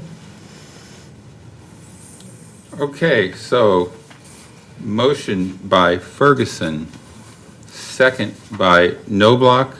All in favor? Aye. Aye. Opposed? No. The noes are Duncan and Ward. The motion carries 3-2.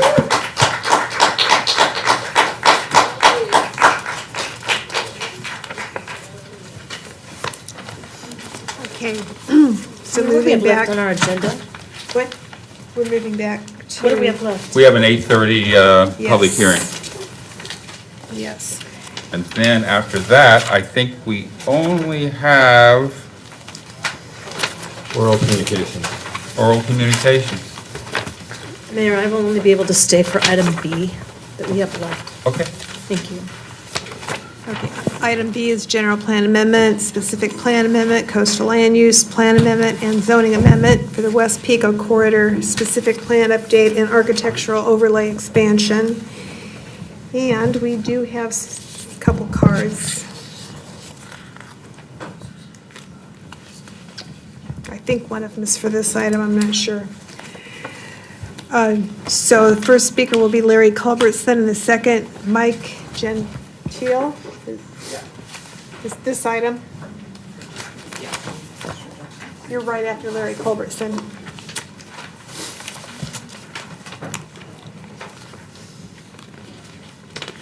Good evening again, Council. Larry Culbertson on behalf of the San Clemente Historical Society. We've been following the development process for over 10 years now, gone to a lot of meetings where the buildings involved have been in the architectural overlay, and we're big supporters of what that architectural overlay does. It puts a tiny bit of extra onus on the property owners to come up with a great design that fits in with the historic core of San Clemente. So what is being proposed tonight is a small part of the overall what you're considering, but it will expand that architectural overlay down by the Pier Bowl a little bit, and we're in full support of it. And just a quick plug, someday we'd like to see that architectural overlay, the T-zone, be declared a historic zone. Yeah, thank you. Thank you, Larry. Okay, and that was with the public hearing open. Public hearing, yeah. Yes. Thank you. Okay, Mike Gentile. I was still reeling from the last item. Hello. I'm the owner of 1315 North El Camino Real. My building and two others at 1307 and 1401 North El Camino Real are the locations with entrances at North El Camino Real that slope downward and are also on Calle Valle in the Los Molinos district. For some reason, we were excluded from the specific plan that we're talking about, and we seek inclusion within the amendment that you all hear. We believe our locations are highly significant to the surf culture of the area. The location at 1307 is still known as a major board repair outlet today. My location is known as being one of the first surf shops in the West Pico corridor, which was started by Dale Velzy, who owned the building at the time in the 1950s. Velzy is credited with opening the first surf shop of any kind a little farther north. Prior to this location is the inventor of the pig longboard, as well as countless other shaping and marketing innovations. He's in the Surfing Hall of Fame and is greatly recognized in the Surf Heritage Museum just down the street. Velzy also gave start to Bruce Brown's film career through buying him his first camera and through letting him film and have early screenings of movies within my office and building. My location is featured in one of his first movies, Slippery When Wet, that included scenes with Henry Ford. Brown later went on to produce Endless Summer and numerous other legendary works, and was recently recognized with pieces in the Smithsonian. Brown's entire work collection is also shown at the Surf Heritage Museum down the road. So as a result of these considerations, really think that our locations are as closely tied to the surf culture here in San Clemente as possible. And as a result, I'm here to encourage the City Council to approve the alternative amendments that would include our 3 lots in this specific plan. Thank you for your time. Thank you, sir. Yep. Wonderful to have civil discussion. Any other? There are no more speaker cards. So if you'd like to close public hearing. Public hearing's closed. Can we ask the interim acting city manager to speak to the comment about the inclusion and how that might work with the resolution we have before us? I think it's acting interim. I think it's acting interim, yes. Acting interim, thank you. Yes, I have my planning staff here for more details, but the request came at the Planning Commission hearing on this item, and as an alternative recommendation to your report, we have included adding those properties at the consent of those property owners to the West Pico Corridor specific plan. Yes, please. Mr. Wright, it's nice to see you. Nice to see you. It's been a while. These four properties or 3 properties? I'm not sure. 3 properties. 3 properties? Okay. They're presently neighborhood commercial, and this doesn't change them at all to mixed use or anything like that? They're going to remain the same zoning? It's neighborhood commercial. Now, the specific plan would just ensure that the character of those 3 properties and the types of neighborhood commercial uses would be consistent with the surf zone? with the properties Los next to Molinos? it. Okay. Sorry, I shouldn't have said surf zone. I know what I meant. Okay, do you have your staff report in front of you? I do. Okay. I want you to go to page 109.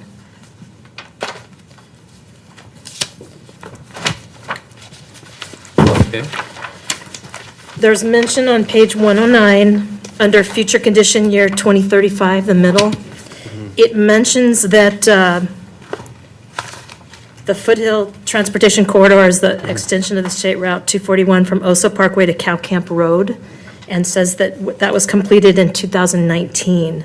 I was wondering how we got that in there, and I looked in the Michael Baker International report on page 131, and it also mentions those exact words. And what I need changed is this roadway is not recognized in the master plan of arterial highways. Los Patrones Parkway that extended the 241 to Cow Camp is an arterial highway. It's not the Foothill Transportation Corridor extension. And so I need to have that changed in order to be able to vote for this.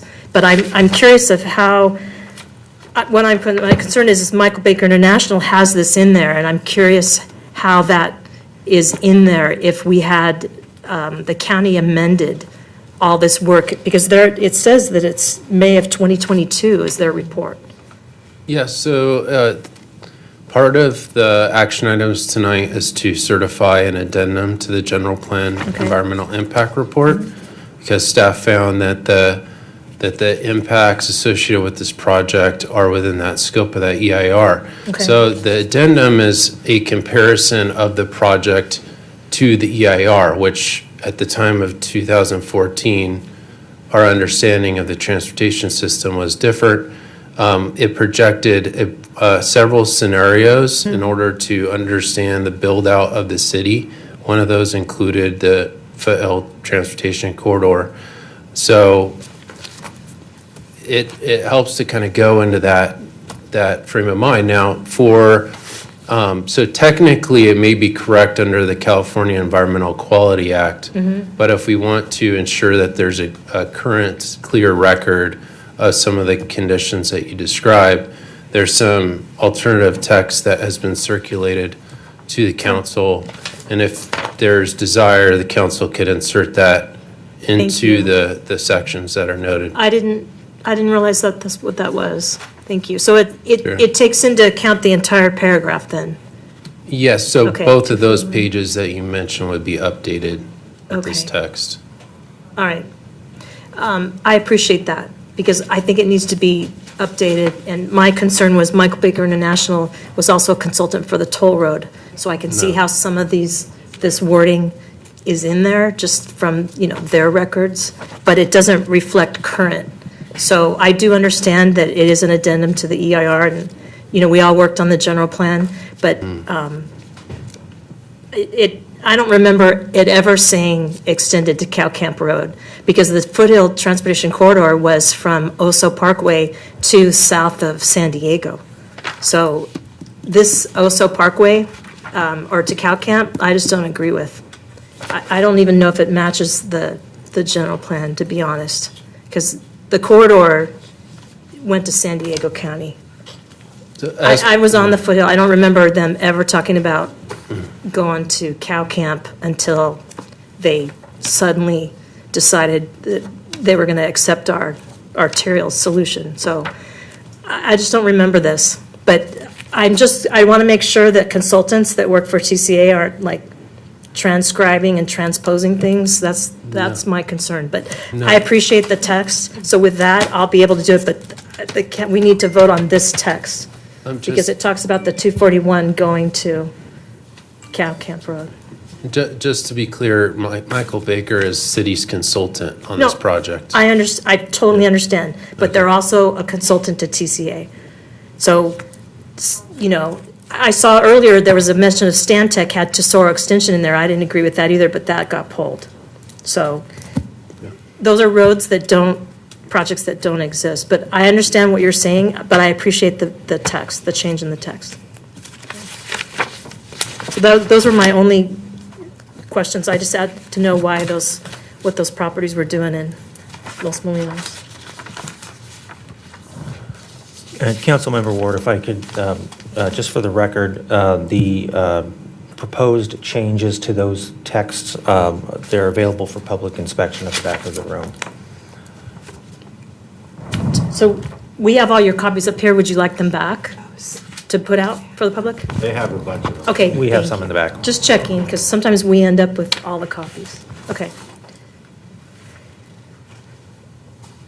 No, I appreciate it. It says, since the general plan's adoption of the State Route 241 Foothill Transportation Corridor toll road extension alignment has been abandoned that was to skirt the eastern perimeter of San Clemente. Perfect. Thank you. So I don't have any, I say we do it. So what are you suggesting at this point with your concerns? That this text be substituted that was passed out to us to clarify the Foothill Transportation Corridor. Okay. And I'll read all this if anybody wants it. Go ahead. Or does anyone want to read it? No, you're. Oh, boy. You can tweak it as you wish. Yeah, well, let's see if I can find it. If I pass it up, tell me. Adopt resolution number 22-39 entitled Resolution of the City Council of the City of San Clemente, California, certifying addendum number 4 to the General Plan Environmental Impact Report with the changes in text on page 109 and 131. let's see, certifying addendum number 4 to the general plan environmental impact report, approving general plan amendment 21-238, specific plan amendment 21-239, and land use plan amendment 21-241 to achieve consistency between the general plan, local coastal program, and the West Pico corridor specific plan and zoning regulations. Change the land use designation of 2 parcels at 1510 Avenida de la Estrella to expand the architectural overlay district.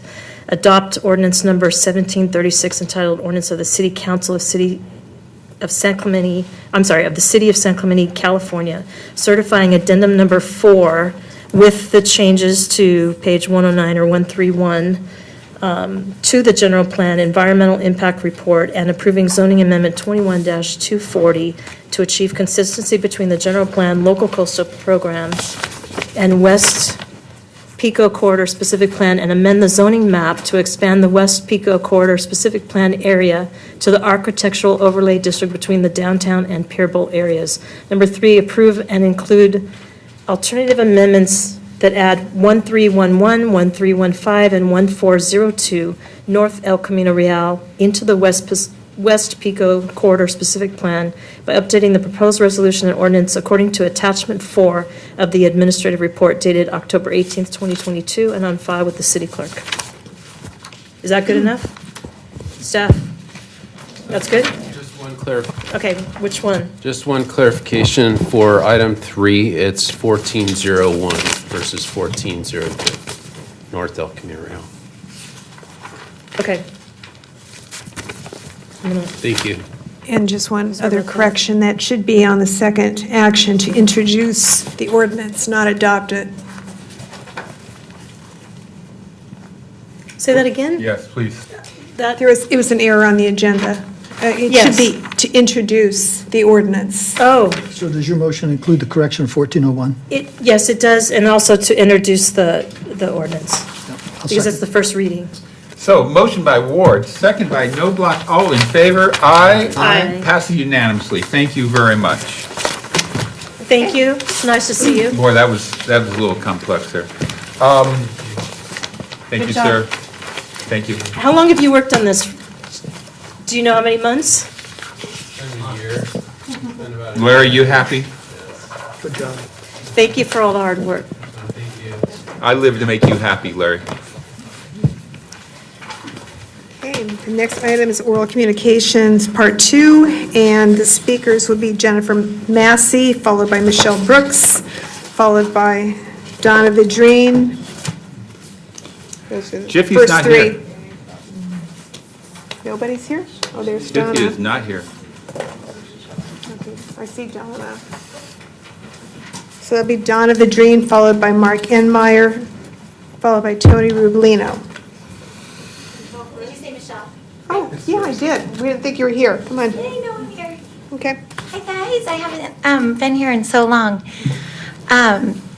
First, congratulations on the new chambers. I think it's beautiful. And when I prepared what I was going to say, when I was sitting in the back, I was going to say it brought like a new level of civility that I was super happy to see, and that got taken back. But we can still rise back up. On that note, I think that was so atrocious, that ambush, and I'm so sorry. I don't know any of the history with BBK, but I'm just going to say I'm so sorry to you personally, Scott, and I think you handled yourself super respectfully and wonderfully. So props to you. Second thing, I was thinking maybe we could get a nice like desk or more comfy chair for Captain Benfield in the back, who has to sit back there all night, greeting us all as we come in. I thought that might be a nice little addition for him. How about Lazy Boy? Yes, yes. Heated, massaging, something nice. He deserves it.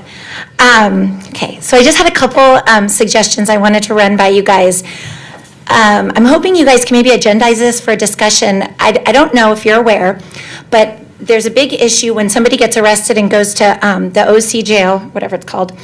They put the address for FAM, and FAM, I don't even know if they're aware of this, but the OC jail should not be accepting that as an address because it's not a residence. So when somebody gets out of jail, they need to be tracked because they're a bad guy, and the police need to know where to find them. So to give that address as just a food distribution center is not fair, and I think it just needs to be shed light on. So maybe you guys can direct OC County Jail, whatever it's called, to not accept FAM's address. I think that would solve a lot of our issues with FAM. They have no issues with FAM. I'm the one that has issues with FAM. Well, I'd say that is the public outcry number one in the public's opinion when we feel negatively about FAM. It's because whenever a bad guy gets arrested, their address most of the time ends in Negocio. And I don't think they're giving this address. A couple years ago, when there was a huge peak in public defecation on Del Mar, we all were in the old chambers calling for a sterilization of the street, and I was hoping we could put that to work again, do another sterilization of Del Mar and maybe the surrounding area on El Camino, because it's very unpleasant for people and their businesses to go down there. I'm sure you guys got my email today. It was intended for Supervisor Bartlett and Sheriff Barnes, not Captain Benfield, who I love, San Clemente Police, I love, but it's meant for Sheriff Barnes. I feel as though we are being bullied into building a shelter here in San Clemente. I feel that our code is doing what they can, our police are doing what they can. I don't see necessarily the issues that we have here in neighboring cities, and I'm wondering what they're doing or doing differently to where we're not seeing the same things in neighboring towns, if that makes sense. I don't think it's anything our police are doing or our code. I wholeheartedly blame the county, and I put that in my email. Oh, is that my time? Well, shoot. I didn't even hear it. Thanks, guys. I thought that was the pickleball sound again. It's like ringing in my head. Mr. Mayor? Yes. The issue of the sterilization and steam cleaning of the sidewalks in the T area is really is an important issue. It's really a mess. I know we do some work there. I'm thinking maybe it needs to be more frequent, but I don't know. Maybe we could have a report on that T Street cleaning. I know the homeless issues, they clean them out, they come back, there's urine and trash, and it's an issue. It's a real problem. I agree. We've looked at it several times. We've talked about it several times. I think several times we've changed vendors. Mr. Koger's not here right now, but I will agree that I will second a motion to have a report from Mr. Koger on this at our November 1st meeting. It's something he should be able to put together. I'll agree with that too, to get the 3. Acting interim city manager, are you okay with that? Yes. Thank you. All right. Okay. Donna Vidrine, followed by Mark Enmeyer, followed by Tony Rubolino. I decline. Thank you. Okay, Mark?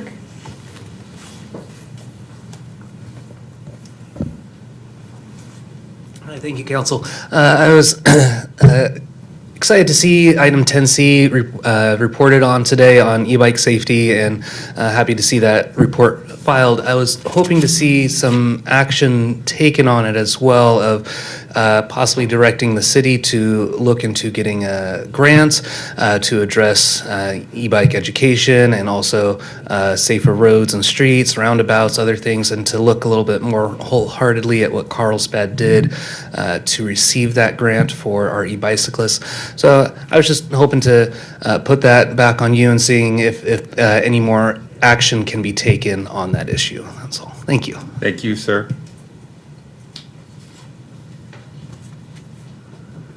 Here we go.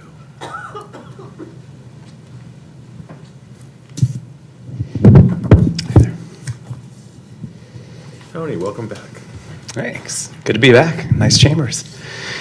All right, let's kick this off. Mark Enmeyer, who's the San Clemente High School teacher running for city council. The title of the slide this shows, "Can San Clemente survive another Chris Duncan?" First thing you should know is that Mark Enmeyer deleted his Twitter account to hide his extremism so that he could approach more of the moderate votes. So let's go ahead and take a look. Next slide is Councilman Duncan and Mark Enmeyer campaigning together on the old campaign trail, and this just shows the close ties that the two have together, and we'll go through that as we walk our way through the slideshow. Next slide. Mark deleted his account, and one of them was on masks and lockdowns. He was in support of lockdowns and keeping the schools closed and students away, and had a lot to say when they were reopened. He also said, "Freedom isn't free. Wear a face mask. Your country and its citizens depend on you." Wow. If we ever come up against another pandemic, we know if Mark is a council member, what way he will lean in that direction, similar to Councilman Duncan when he proposed City Hall maintain its lockdown status while he was simultaneously hosting lavish ragers at his house. So, next slide, let's go ahead. Mark made a lot of hubbub about the proposed restrictions on voting opportunities and claimed that if this passes, it will add to the stigma that San Clemente is a racist community. Those are strong words, and I'd find that hard to believe that the majority of people in San Clemente believe that this is a racist community. That's Mark Unmeyer right there. Chris Duncan also tried to complain about voting laws a while back, and the Supreme Court happened to just make a decision at that time saying that the whole concern about limitation in votes was completely debunked. Next slide. Mark is against the U.S. Constitution. He proposes we do away with the Electoral College and go to a popular vote, which would eliminate all of the votes of the people who aren't concentrated in high-dense areas like LA and New York. I don't know about you, but I don't want those two cities deciding the fate of our country. Next slide. Mark is for open borders and even retweeted Nancy Pelosi. Wow. This is the extremism that we're talking about. Beware, moderate voters, you're being fleeced. He commented that, there was a comment that I heard. Somebody had a conversation with Chris Duncan, and Chris felt that our borders were safe and secure. Now, Chris, I'd love to hear what your comments are on that, because we'll see what there is. Next slide. Mark is advocating to restrict the Second Amendment. NRA go away. And lots of gun restriction legislation. Last slide here. Let's go ahead. We'll skip ahead to the end. The Great Divider. Now we can heal after the election of the current administration. Thank you. Stop the madness. Okay. That's all the cards. No more? No. Jeez, it was just getting good. So with that, I'm going to have a motion. The next regular council meeting is scheduled to take place on November the 1st, 2022. Part 1 of the regular business meeting will commence at 5 p.m. and closed session will begin at 6 p.m. Part 2 of the business meeting will commence at 7 p.m. The meeting will take place in the council chambers located at 910 Cali Negocio, second floor, San Clemente. Second. Motion by James, second by Duncan. All in favor? Aye. Passes unanimously.